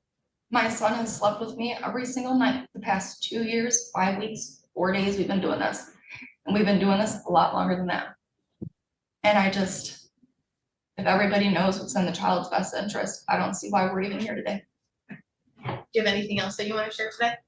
I really believe that Braden is the safest, the happiest, and the healthiest that I have ever seen with Tanya and Glenn. Whenever that my kids and I have went over, it is nothing but pure joy on his face. They have opened up their hearts, their lives, their times, and in no shape or form have I ever seen harrowing, weathering. They've never called in a flag or called for a break. They've never said, we can't do this today or for a week. It's been 2 years. 2 years that Braden has learned to love these people as their parents. And I don't want to see that go away. because if Braden ends up leaving their care and goes back to her, my kids will never see him again. And they get to see each other now, right? Yeah. It's few and far between. We do live an hour and 5 minutes away. I work full time. It's very hard. A lot going on. Yeah, I don't collect child support. I'm sure everybody understands the ex parte and how that goes in Michigan. So I have to work my butt off, a couple extra harder than some people mostly. But I try. But the times that we do go out, it's amazing. My kids understand that they have a sibling out there and they love that. And I know that if he got reunified back with Bailey, my kids would never be a part of his life. I don't have any other questions for you, but some of the other attorneys might, okay? Ms. Thomas, any questions? I have no questions, but I do want to thank you for coming up and being vulnerable. I know that it's really hard to sort of relive all of this. I know that you've had to deal with this before in the past, but it's very helpful for the whole process when you have more information. So thank you for being here today. I've learned that sometimes when you've lacked a lot of support, when you've needed it, sometimes when people need an extra footing, you need to just take it. If something that I have to say is able to save a child when my child's life couldn't have been saved, I'm willing. Thank you. Mr. Mawad, any questions? Judge, just a couple. For the record, Ms. Schmidt, I didn't meet you personally at the sentencing. I did hear your words in your statement. From what I'm hearing is that part of your equation into saying what you want to say today is because you're afraid that Brandon will be taking away, you believe that Bailey will not allow Brandon to see your kids anymore, right? That's what you just said, correct?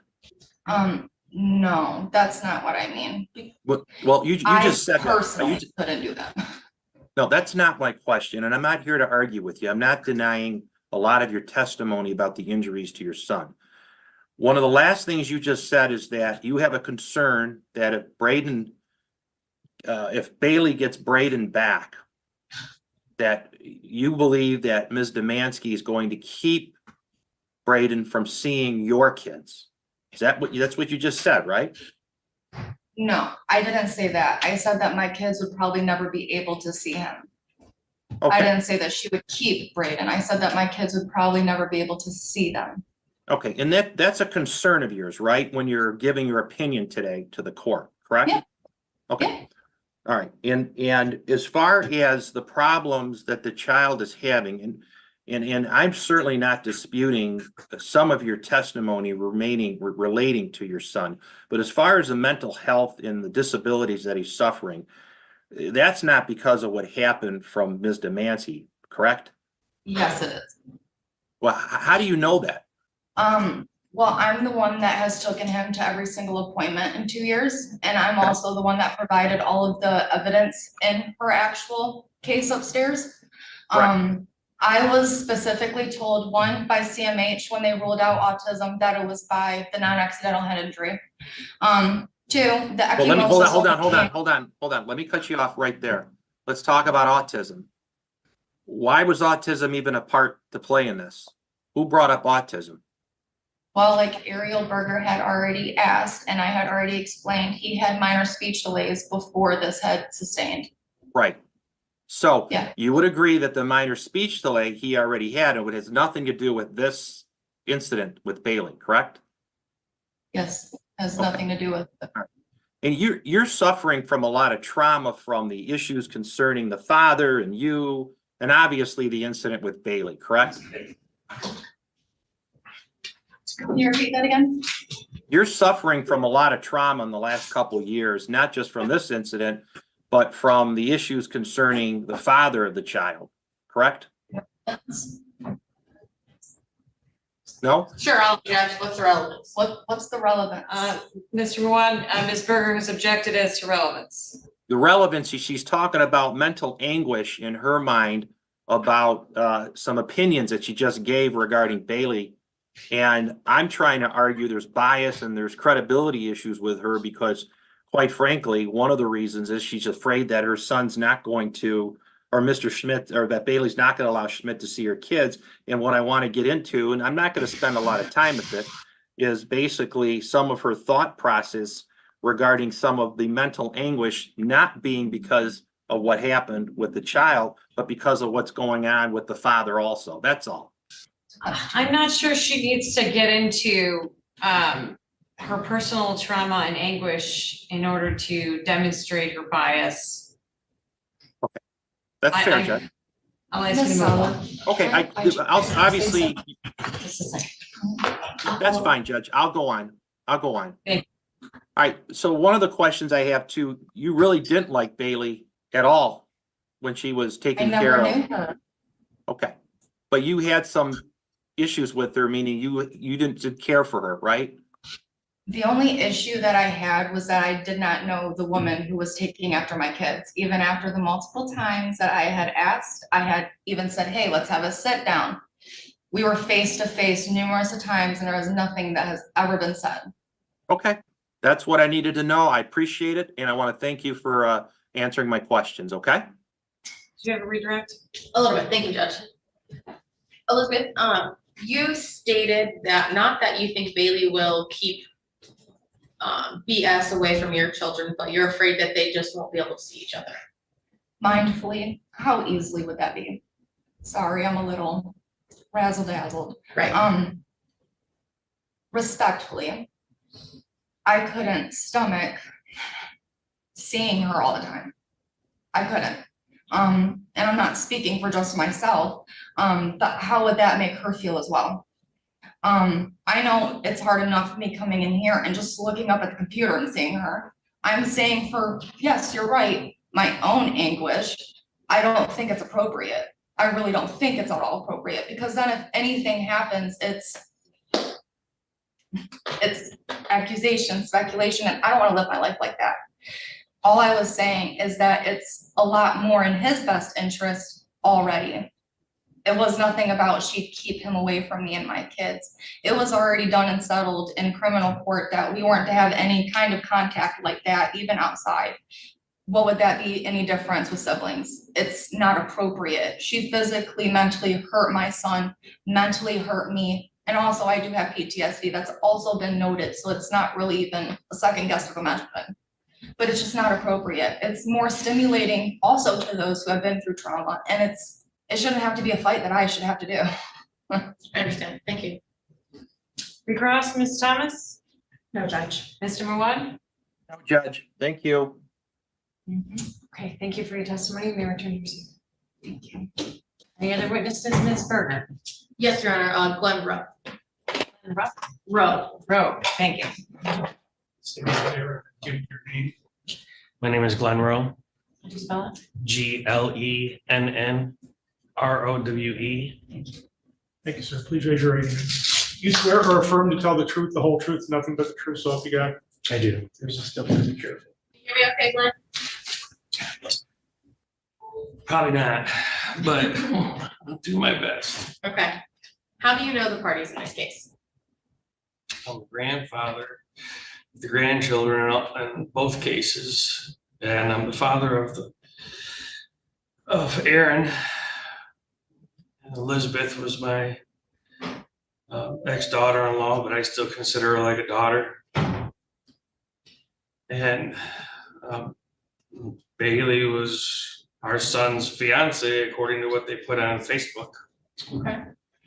And when your son and Bailey were together, did they come to like events, like family occasions, holidays, things like that? Yes, Okay. And how long were they together, if you know? they had been together for, well, quite some time, almost a year. Okay. And were they coming to family events that whole time? Not in the beginning, no. We had the other 3 children placed with us, and I'm trying to say, we had the other 3 children placed with us. What was your question?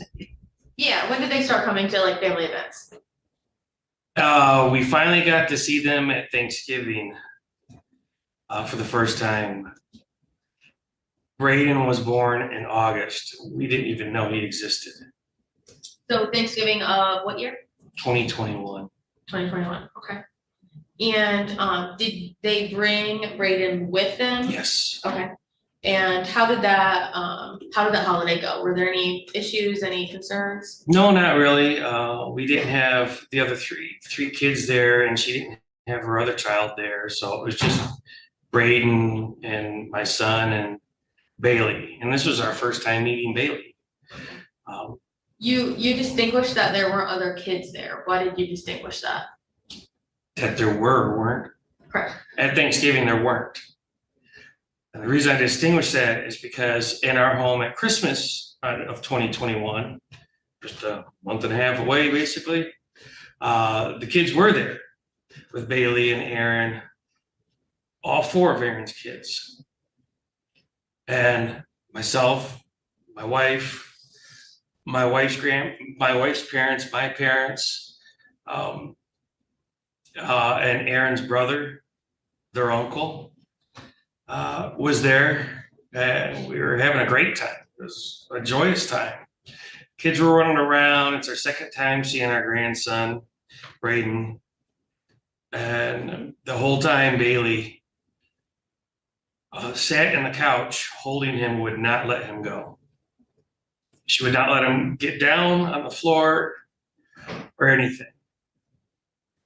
We didn't think anything of it. It's her second time being a mother, and it's a new baby. So, sometimes parents are overprotective or have worries that might be exaggerated, but over time they go away as the kids get older. And so I didn't think anything of it at first. Would you like me to go on with that? Yep. Okay.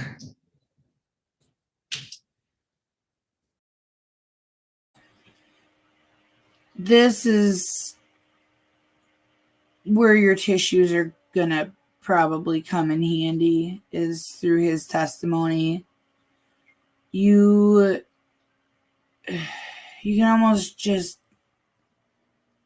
feel the grief and the guilt that you can hear in his voice.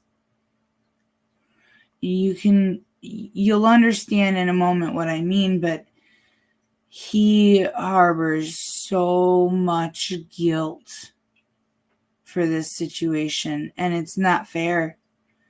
It's not fair at all, because, sir, this was never your fault. Not any part of it.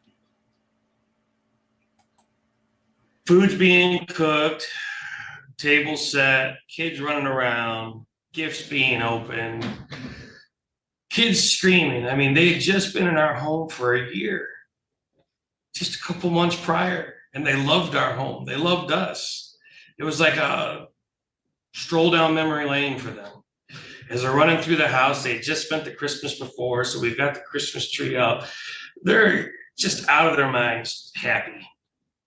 Kids on Christmas, right? Kids on Christmas.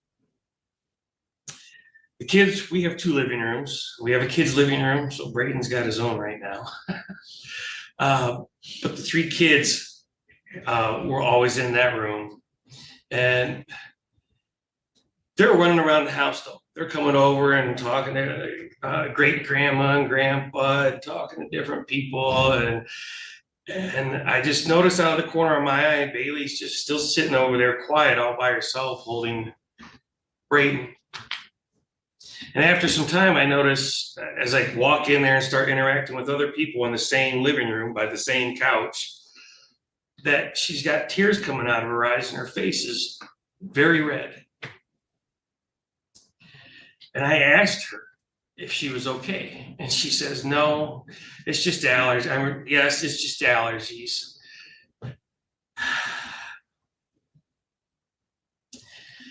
I went to Aaron and asked Aaron, Bailey all right? She doesn't seem okay.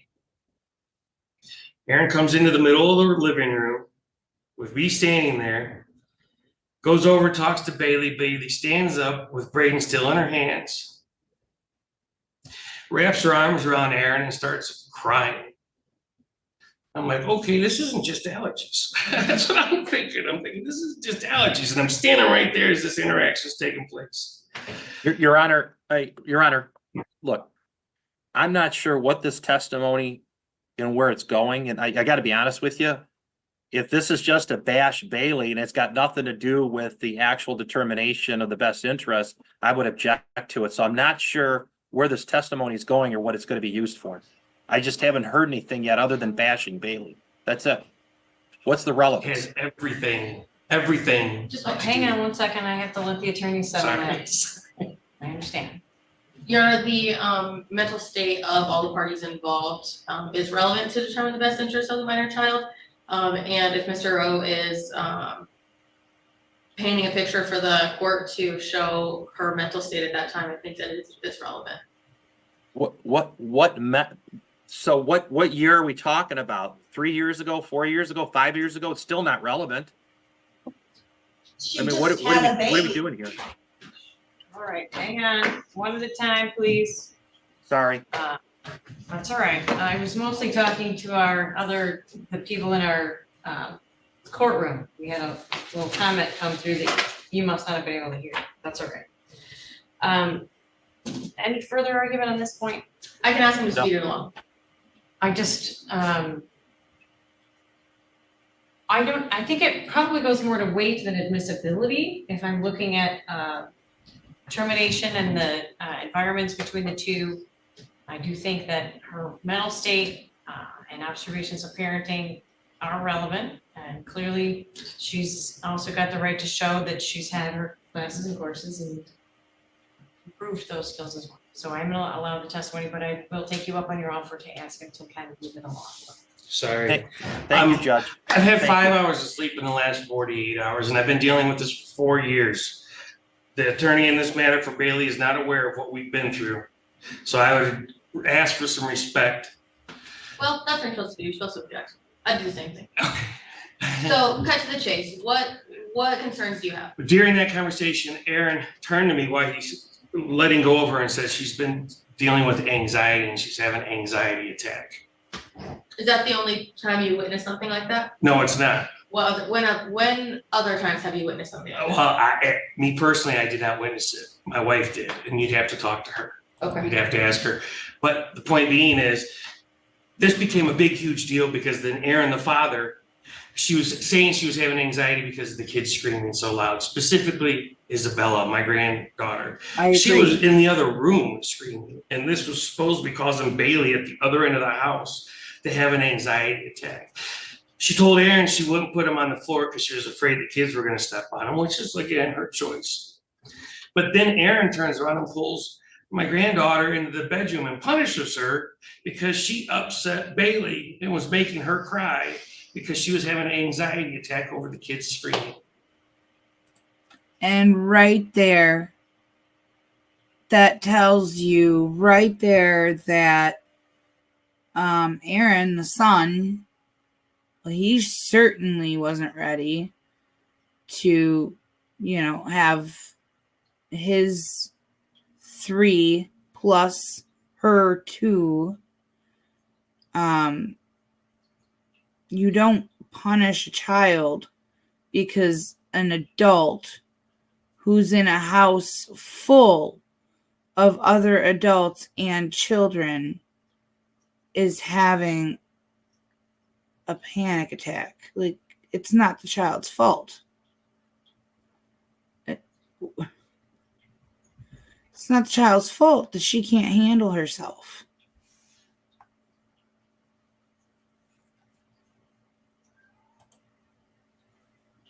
Now my grandkids are being punished because she's having a mental health crisis at a house full of 9 adults and 4 children. She was not the sole care provider for those kids at that holiday.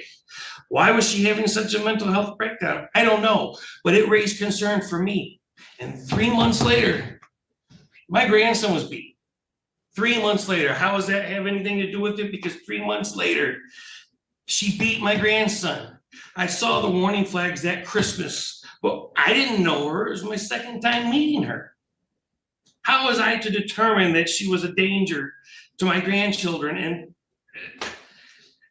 I had nobody to talk to, but I didn't know what to do with that. I just held on to that information.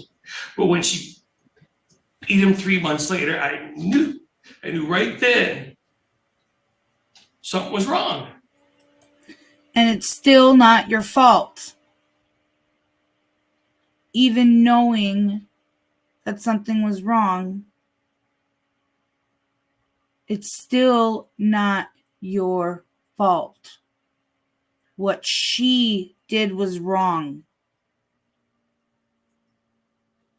That's not on you. How has the incident that happened in March of 2022, the incident that hurt Jonah, how has that affected you?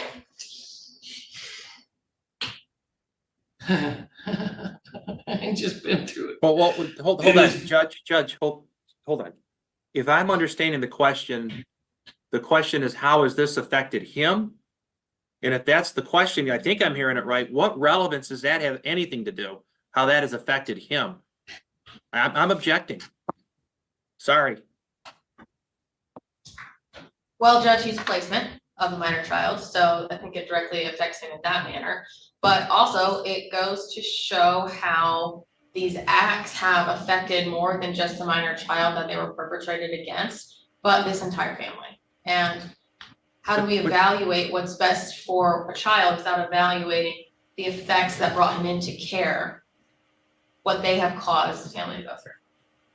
The effects have no equation into the determination or the outcome of what's going to happen with this child and Bailey. There is no equation here. There's nothing in the law, nothing in the standard, nothing that I've seen that takes that into consideration. Other than bashing Bailey, I'm objecting. It's not relevant, nor is it a part of the equation to make the determination in the end. You're fighting for reunification. The man that's on the stand currently has custody and placement of the child. So if reunification is to happen, that would require that man taking that child to meet with the woman who harmed him.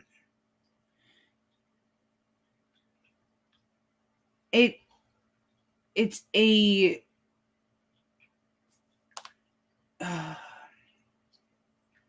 it's a very, very toxic situation. He's angry, he's hurt, and he's facing the possibility of having to see this woman multiple times a month if the court determines that's what's in the best interest of the child, which is her biological child.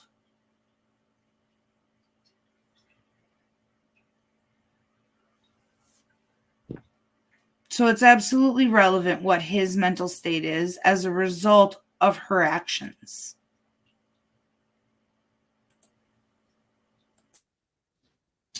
I think it's relevant because this is all connected to the child who's in the middle of this. So if I'm being asked to allow this child to stay where he's at or send him back to stay with his mother, the dynamics of his relationship that he has now with his family and his mother and the dynamics of that home and how he would be potentially affected with the change in that, whether or not he'd be able to even maintain those relationships is also relevant.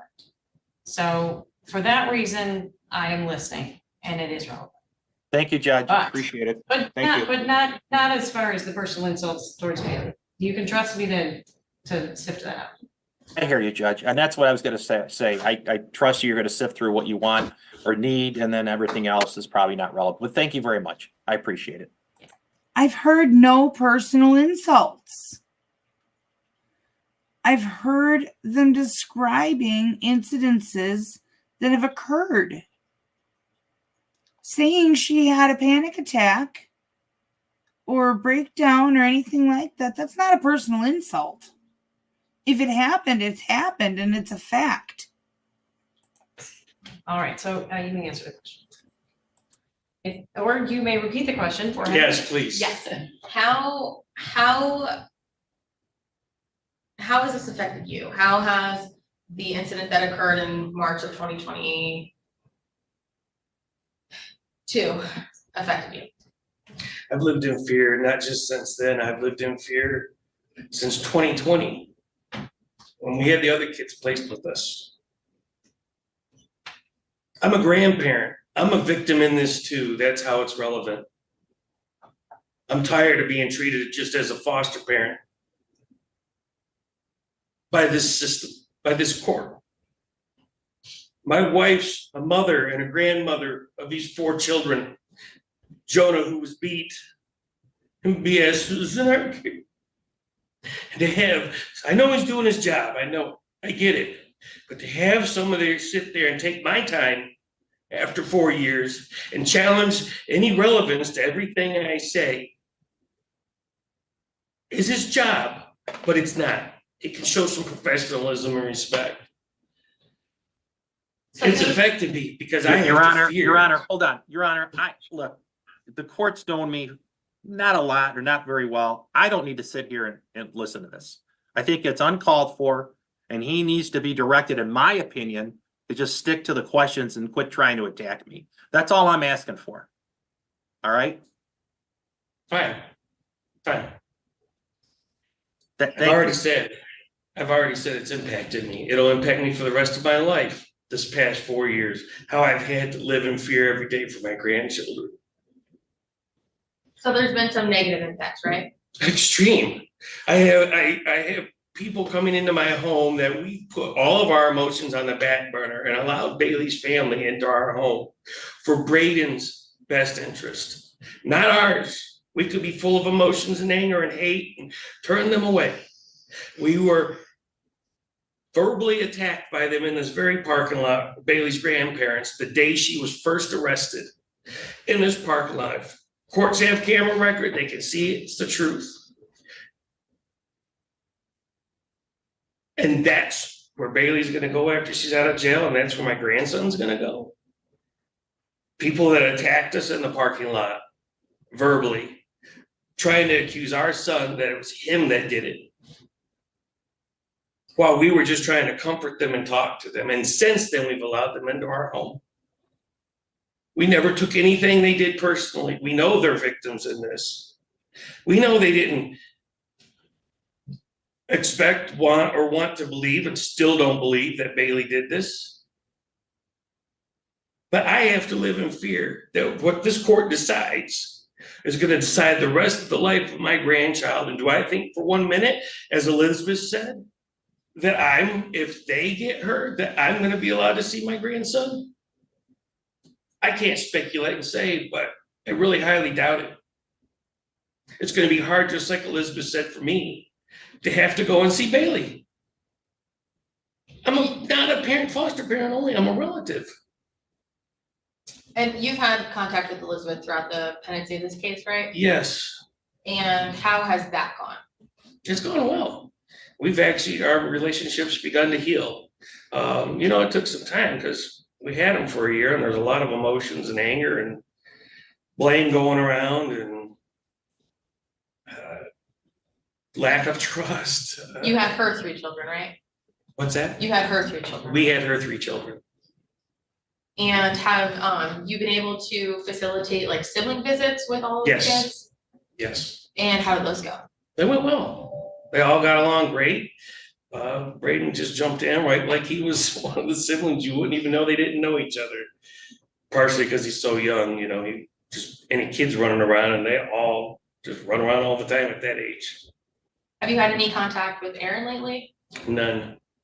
Haven't talked to him since before I testified in this court against him. And that would have been at his termination hearing or prior? It was prior that I testified. Oh, you mean prior? Yeah, it was prior to when I testified again, regarding some of his behaviors. That would have been around March or April or something last year.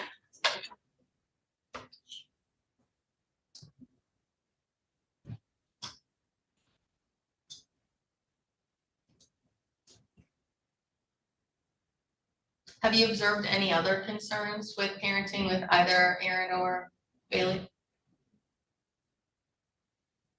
Aaron was doing good. He was literally almost reunified. Courts already know that. We were totally shocked and flabbergasted when they just went AWOL, so to speak. Made some bad decisions. We love him. He's our son. We miss him. His children miss him. He's not even had his rights terminated to the other three, and he doesn't even. I don't know what's wrong with him. Or now he's starting a new relationship with he just doesn't seem to learn from his. And the courts already know he had a traumatic brain injury accident with a traumatic brain injury. There's no need to beat that dead horse and try to give him all the excuses in the world because of that. It did impact him. Just like nobody here can argue, unless they're a medical professional expert, that what Jonah experienced is not going to affect him for the rest of his life in some capacity. Have you been able to witness any changes in him yourself? In Jonah? Yes. Holy, I had a 20-some page letter, and in there it contains it. If I may reference it, it talks just about that. You can look at your notes, but don't read like verbatim from it, okay? Oh, okay. That's interesting. Not challenging anything, just other people were on January 29th allowed to read their letters. You can look at it. And they were great grandparents. Look at it. They read straight from it, right here in this court. If I may have a minute to find it. How have I seen Jonah? I cut out a very large section here of him going through the 20-page letter to find the parts of it that he wanted to reference. I didn't cut out anything of context of him reading it or anything like that. But the grief on his face as he read what he had previously wrote was it would tear you up inside.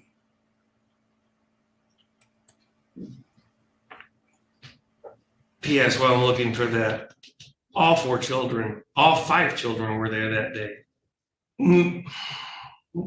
May I go back and really share this as far as how this has impacted me? Because this is what I really wanted to say. Something along these lines. Sure. If the I'm sure if Mr. Mawad or anybody else has an objection, they'll let you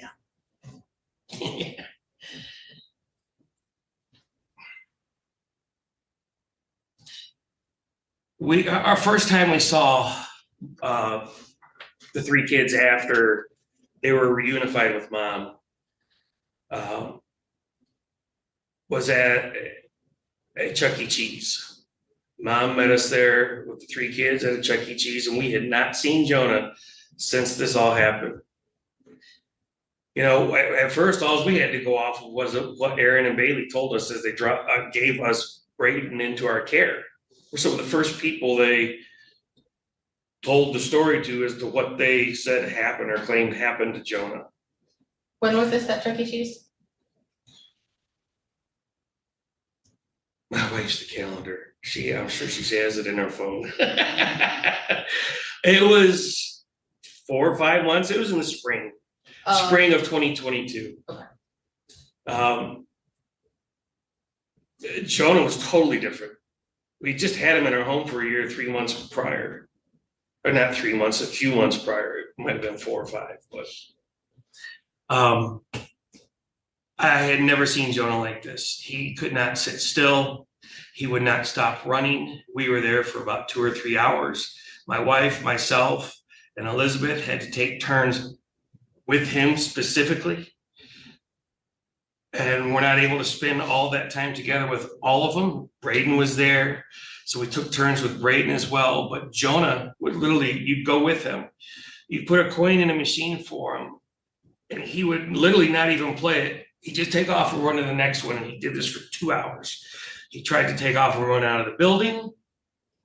This isn't just a typical reaction that he had while he was in our home. It was a totally different reaction. He wouldn't tell you if he had to go to the bathroom. He'd just sit there and mess himself. Would he used to give indicators that he needed to? Yes, oh yeah, he'd give us indicators and let us know. He struggled with a lot of gas pains and things while he was in our care. That's all in the old record. It's been noted by the caseworkers and everything. But he had never exhibited behaviors like this. I couldn't get him to hug us. I couldn't get him to interact with us closely. By the end of Chuck E. Cheese, he was willing to let us give him a hug. But at first you could tell he was totally having issues with social interaction. Was he like that before? A little, but not to the extreme severe he was then. Have you noticed any other changes in him? I don't live with them, so I don't see what happens at night, like Elizabeth said. I don't get to observe that. We've been so focused on Braden, and like she says, she's busy, we're also busy, but we have a relationship and they do see their siblings. We're supposed to get together this Easter, it just didn't work out. But I personally don't get the opportunity to see him that much to observe a whole lot other than what I observed that day. When I see him at our house, it's the same way.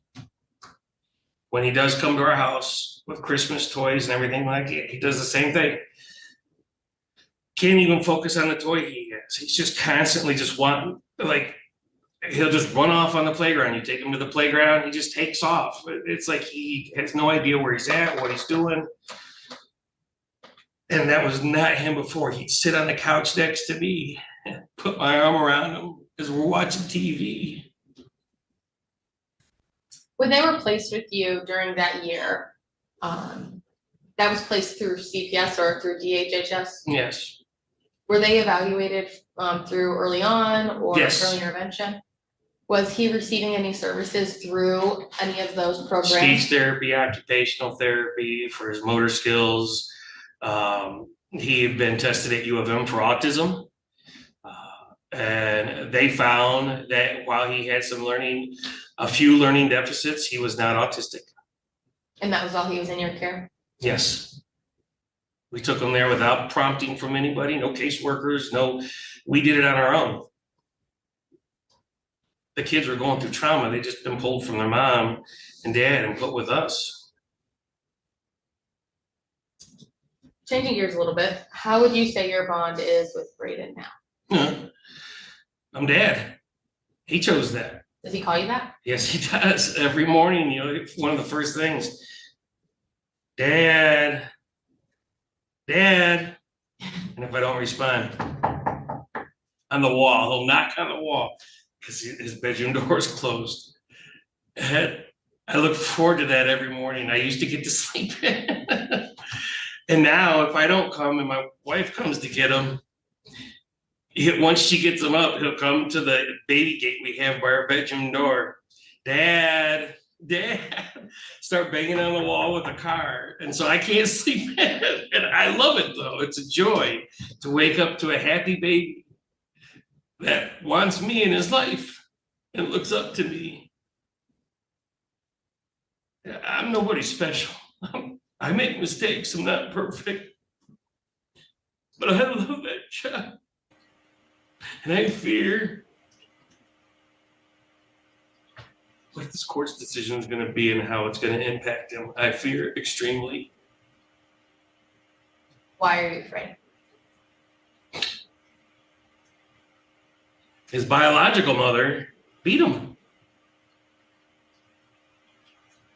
She beat him she didn't call for help. She knew months before Aaron got the kids that Aaron was going to be reunified at some point with the children. She was prepared for it mentally. She knew it was coming. And when it came, she only had him 50% of the time, as Elizabeth said, and as this court knows. It was 50-50 custody. So even from the time she got reunification, or Aaron got, anyways, from from the time she got reunification. From the time Aaron got reunification is what I'm trying to say, in December. She knew during those 3 months before she did what she did, that she was only seeing the kids 50% of the time. 50% of the time, she didn't have the other 3 kids in her care. She only had BS or Braden or her other son. I don't remember, I know his name, but I don't know his last name. And we were told that she always had help from the grandparents. So she had time during those weeks she didn't have those other 3 kids to realize if she could handle them or not. She had time to ask for help. She had time to let people know that she was not doing well handling all 5 kids. She never asked for help. She just chose what she did instead. I don't have any other questions for you, but some of the other attorneys might, okay? Ms. Thomas? I have no questions, Your Honor. Mr. Mulad? No questions, Your Honor. Thank you very much. Probably a smart choice there, Mr. Defense Attorney. I don't think you would have gotten any answer that would have helped you from that man. You'd have probably gotten a whole lot of, burning daggers at you, but no real answers that would have been of any value to your case. Thank you for your testimony.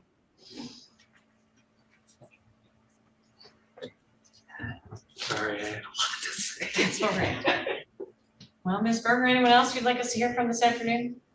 Sorry. Do you want to testify? Sure. Tanya Rowe. Do you need her name, Your Honor? That would be great. Tanya Rowe, How do you spell it? TONYAROWE. Thank you. You swear or affirm to tell the truth, the whole truth, and nothing but the truth, so help you God? Yes, I do. How do you know the parties in this case? Well, I know BS because he's my grandson. I know Aaron because he's my son. Bailey was, from what my understanding from my son was going to be his wife. They were engaged. And then, of course, I know Elizabeth because she was married to my son. She is his ex-wife. And of course, the other 3 kids were from them. They were married. Who am I missing? Somebody else? Okay. And you heard your husband testify, right? Correct. And is there anything that you want to add that he maybe didn't testify to, or things that you've witnessed personally? The only thing I want to add, I'm not trying to bash anybody. This certainly is only an observation of what I observed of Bailey, and I'm not bashing her. It is the truth. I am here under sworn testimony. On April 24th, I think that was the date, if I'm correct. It was a supervised visit. Pauline Edwards was the supervisor. I was the one who took Braden to his supervised visits with Bailey. And during that visit, I witnessed Bailey almost have a breakdown that day. And this is how it happened. Pauline Edwards was sitting in the back of the room. Supervised visits were at DHHS in Adrian, Michigan, in Lenawee County. And she was, Pauline Edwards was in the back of the room facing this way. And I was coming into the room because it was time for Braden to leave from his supervised visit with Bailey. I was always the one that took him and picked him up, dropped him off, and picked him up at supervised visits.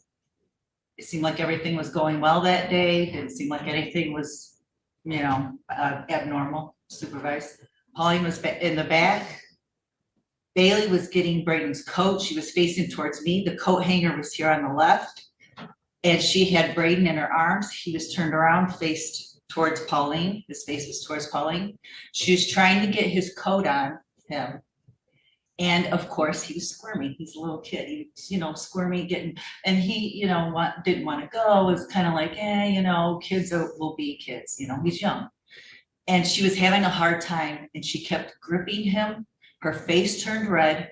She kept gripping him tighter and tighter and saying, it's okay, it's okay, it's okay. And I'm like, that's like what she did in 2021. And it reminded me of how they're saying she's, going towards all this change with her anxiety or whatever she has in her diagnosis. But that to me was a red flag that she still needs something else, because that was scary to me. What year was that? That was, she had the visitation in 2020, I want to say 2022, I don't have my calendar. I think it was 2022, yeah, it was 2022. Was it right before? Because her it was right visit? before she had her termination. Yeah, it was May of 2022, let me see. Could have been 2023 Or last year. 2023, yeah, last year. Sorry, we're in 24 already. And what about you? What's your bond with Braden like? Braden, ever since we've got him at 7 months, he is just such a joy. I went from a grandparent of Braden to a mother of Braden. He calls me mommy. And he is just such a joy every day. Take him to his schooling, you just care for him every day and love him. And he is just really, really grown to call me mom. And we just have a great, great connection. And I just love him. Is there anything else, Manette?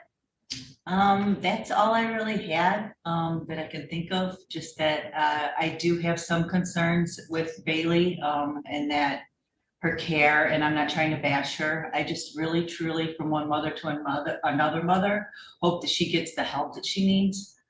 But I just don't see how reunification can happen this time. That's just my personal opinion. I don't have any other questions for you, but the other attorneys might, okay? Yeah. Ms. Thomas? I have none, thank you. Mr. Mawad? Look, I appreciate your honesty, and you've developed a really nice bond with the child, right? Correct? Correct, As if the child's your own son, correct? correct. And you really. He is, he's my grandson and my son, yes. Right, and that's admirable for both you and grandfather, and I don't disagree with that. You are afraid though that and I don't know what's gonna happen with the court, but if Bailey does have some type of reunification, and again, I don't know what the court's gonna do, you're just afraid that you're not gonna be able to see this child much or anymore, and you've developed a really loving relationship with the child, correct? I have developed a really loving, I never said anything about being afraid of not being able to see him. I have developed a relationship with the grandmother, so I'm sure that we could, I'm not afraid of that Okay. at all. What I'm That's afraid fair. of is that she will beat him. That's what I'm afraid of. And then I won't see him because he will be dead. That's what I'm afraid of. Ma'am, human beings, there's a lot of people that have committed crimes, right? In the past? Yeah, she's one of them. Well, and some of them are your friends, right? Some people that are either friends or relatives that have committed crimes, correct? I don't know any friends or relatives of mine that have did this. I'm sorry, I don't. Well, hold on. That's not my question. You know people or have heard of people that you know in your circle that have committed crimes and admitted to it, correct? In my circle? I don't know. Yeah. I've You don't heard know them on anybody? TV and I've seen them, but no, they're not in my circle.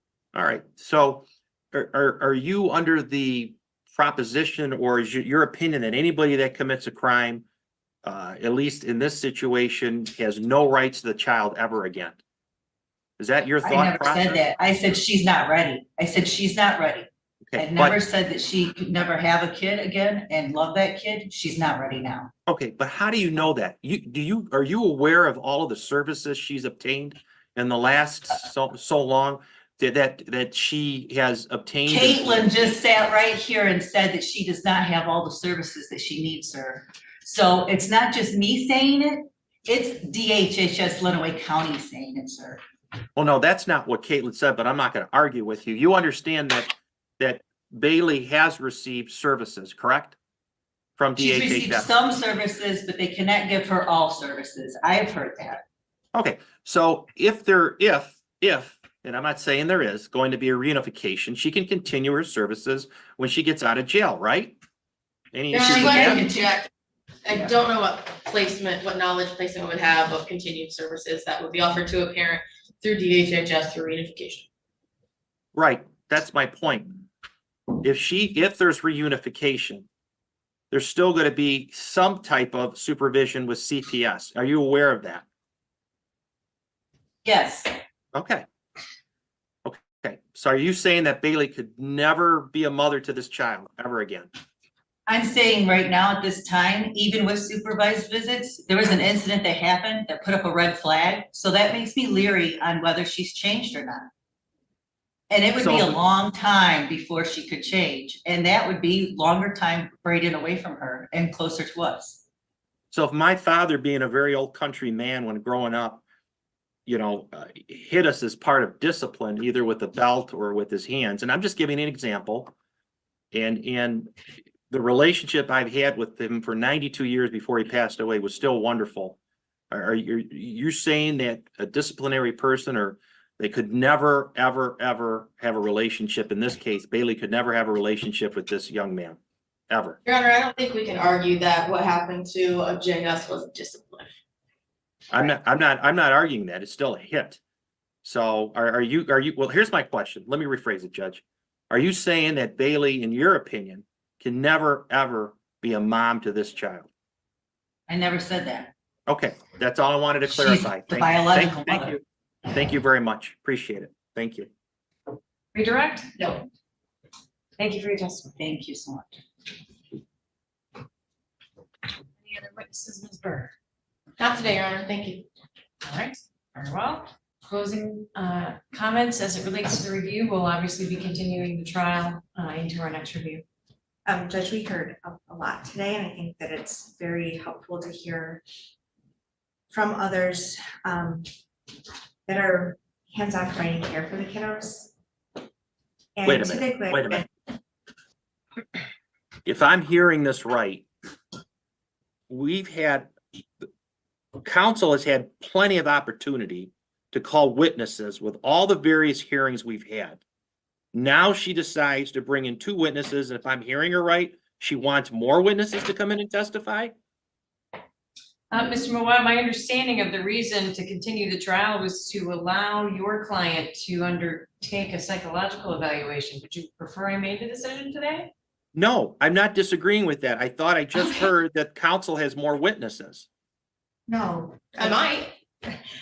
Well, first of all, Mr. Mott, I'm not the one who called anyone. So your issue is not with me. That can be with Ms. Berger. I'm simply saying that I appreciate having other people here to testify who are actually providing care to the children. That was my position. Okay, then I did not hear you correctly over Zoom. I heard a voice and I didn't know who it was. I thought it was Ms. Berger who said, and I apologize, that said that I'm going to have more witnesses. So that was my objection. I'll take the objection back. My apologies to the bench and my apologies to everybody else in the courtroom. Thank you, Mr. Mawad. Yeah, this is just closings as far as the review for today, review of permits and planning hearing, and then we're continuing the trial into the next review period. And Ms. Thomas is going to start us off with her closing comments, then we'll go with you, and lastly to the GAL for any recommendations she may have between now and when we come back. Ms. Thomas. So as I was saying, I think it's helpful to have that information from the caregivers, and I can appreciate it. Typically, I wouldn't sit here and allow testimony about children that are not under, I wouldn't not object to testimony about children who are not under our jurisdiction, or not object to testimony that happened before this review period. With that being said, I sat here quietly and listening because I do think that, Mr. Mawad's objections were valid, and I think that Ms. Berger's arguments were also valid. And this court must consider the record as a whole, as this is one proceeding.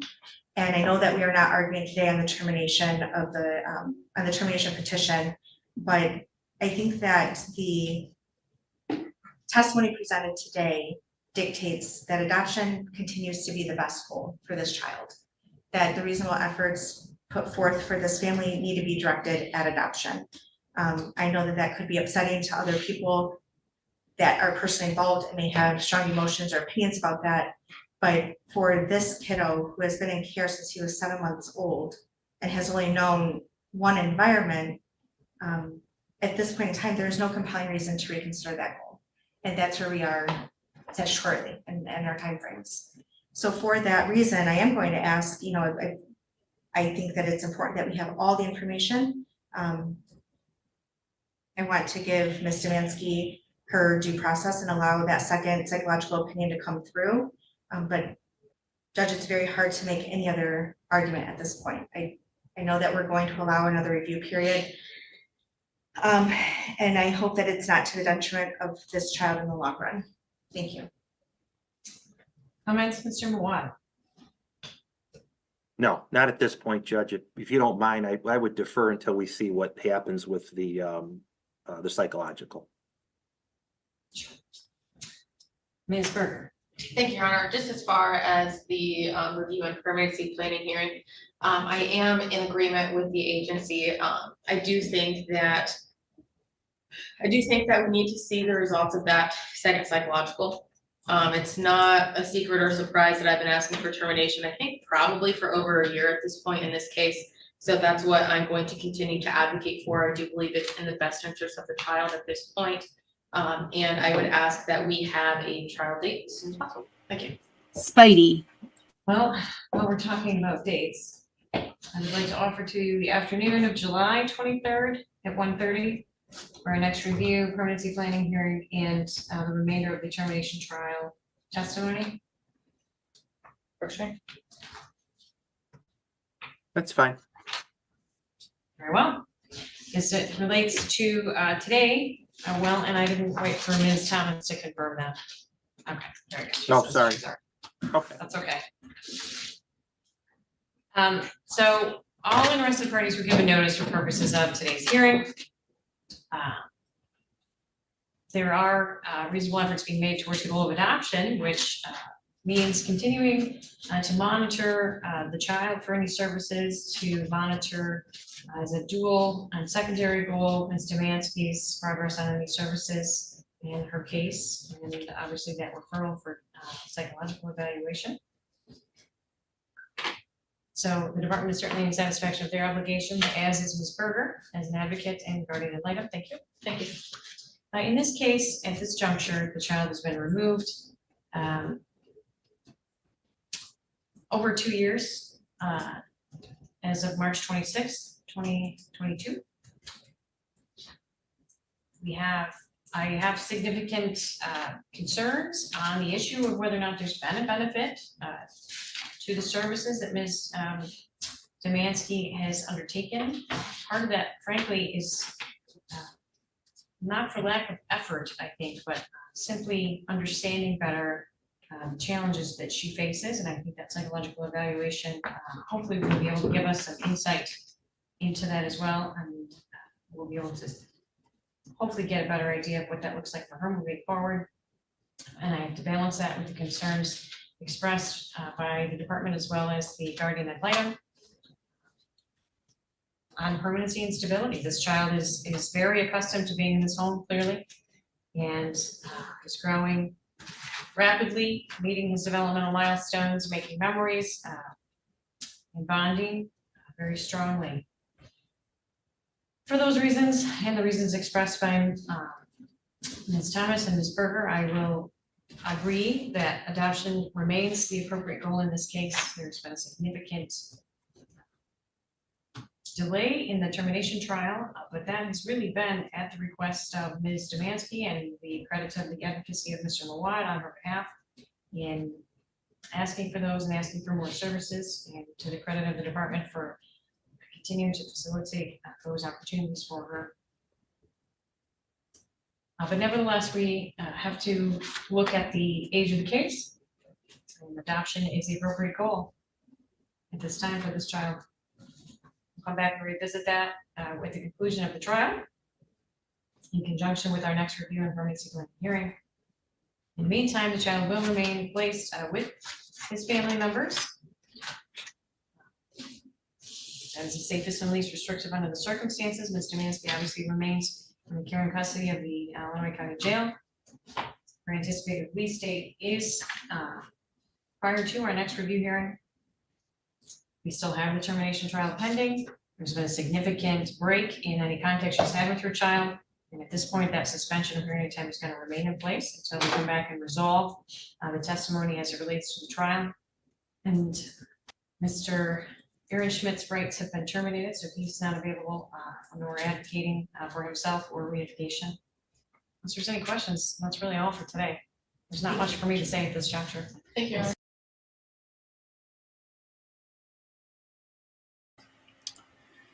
Yeah, that was a hard one. There wasn't a whole lot that I could say through it. I tried to, pop in once in a while there, but for the most part, I wanted to just kind of stay out of the way if I could. But yeah, I'm definitely going to be looking for the other parts.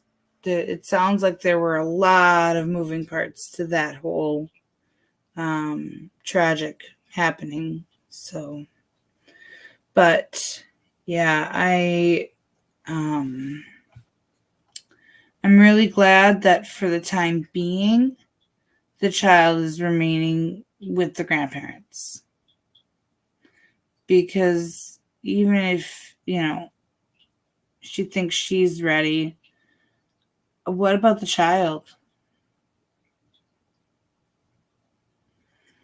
I don't know, with the developmental delays that they're talking about, is he even old enough to completely comprehend what's going on with that? And if he's blocked her out,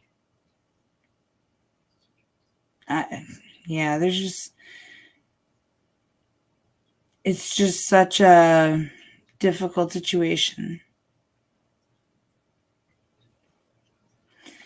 Yes, Marquise Phillip.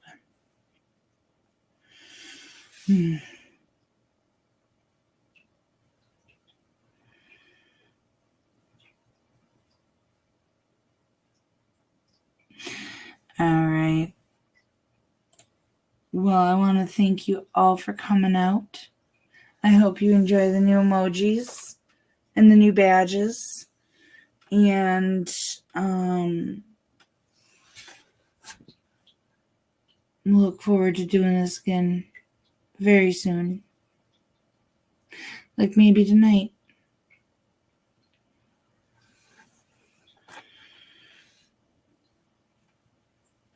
Yes, thanks again, Lucy.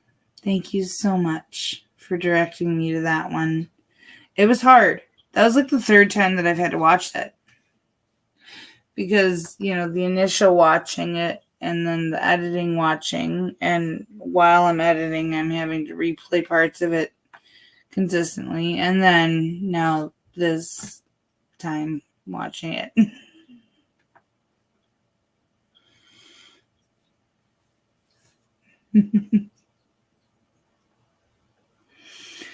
Good night, Tiana Miller. Good night, Ruth Ward. Good night, Shane. Good night, Catherine Gaston. And my salty Buddha.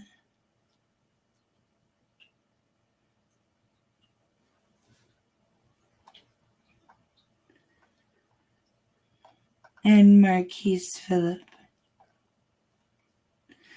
And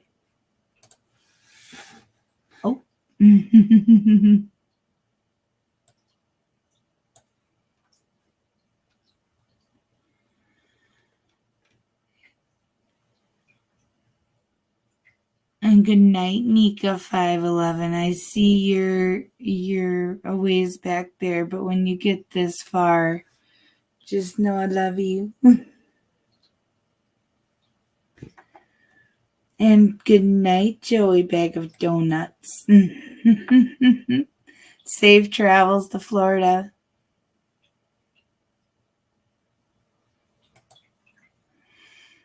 All right, guys. Be safe, be well, sleep sweet, and much love.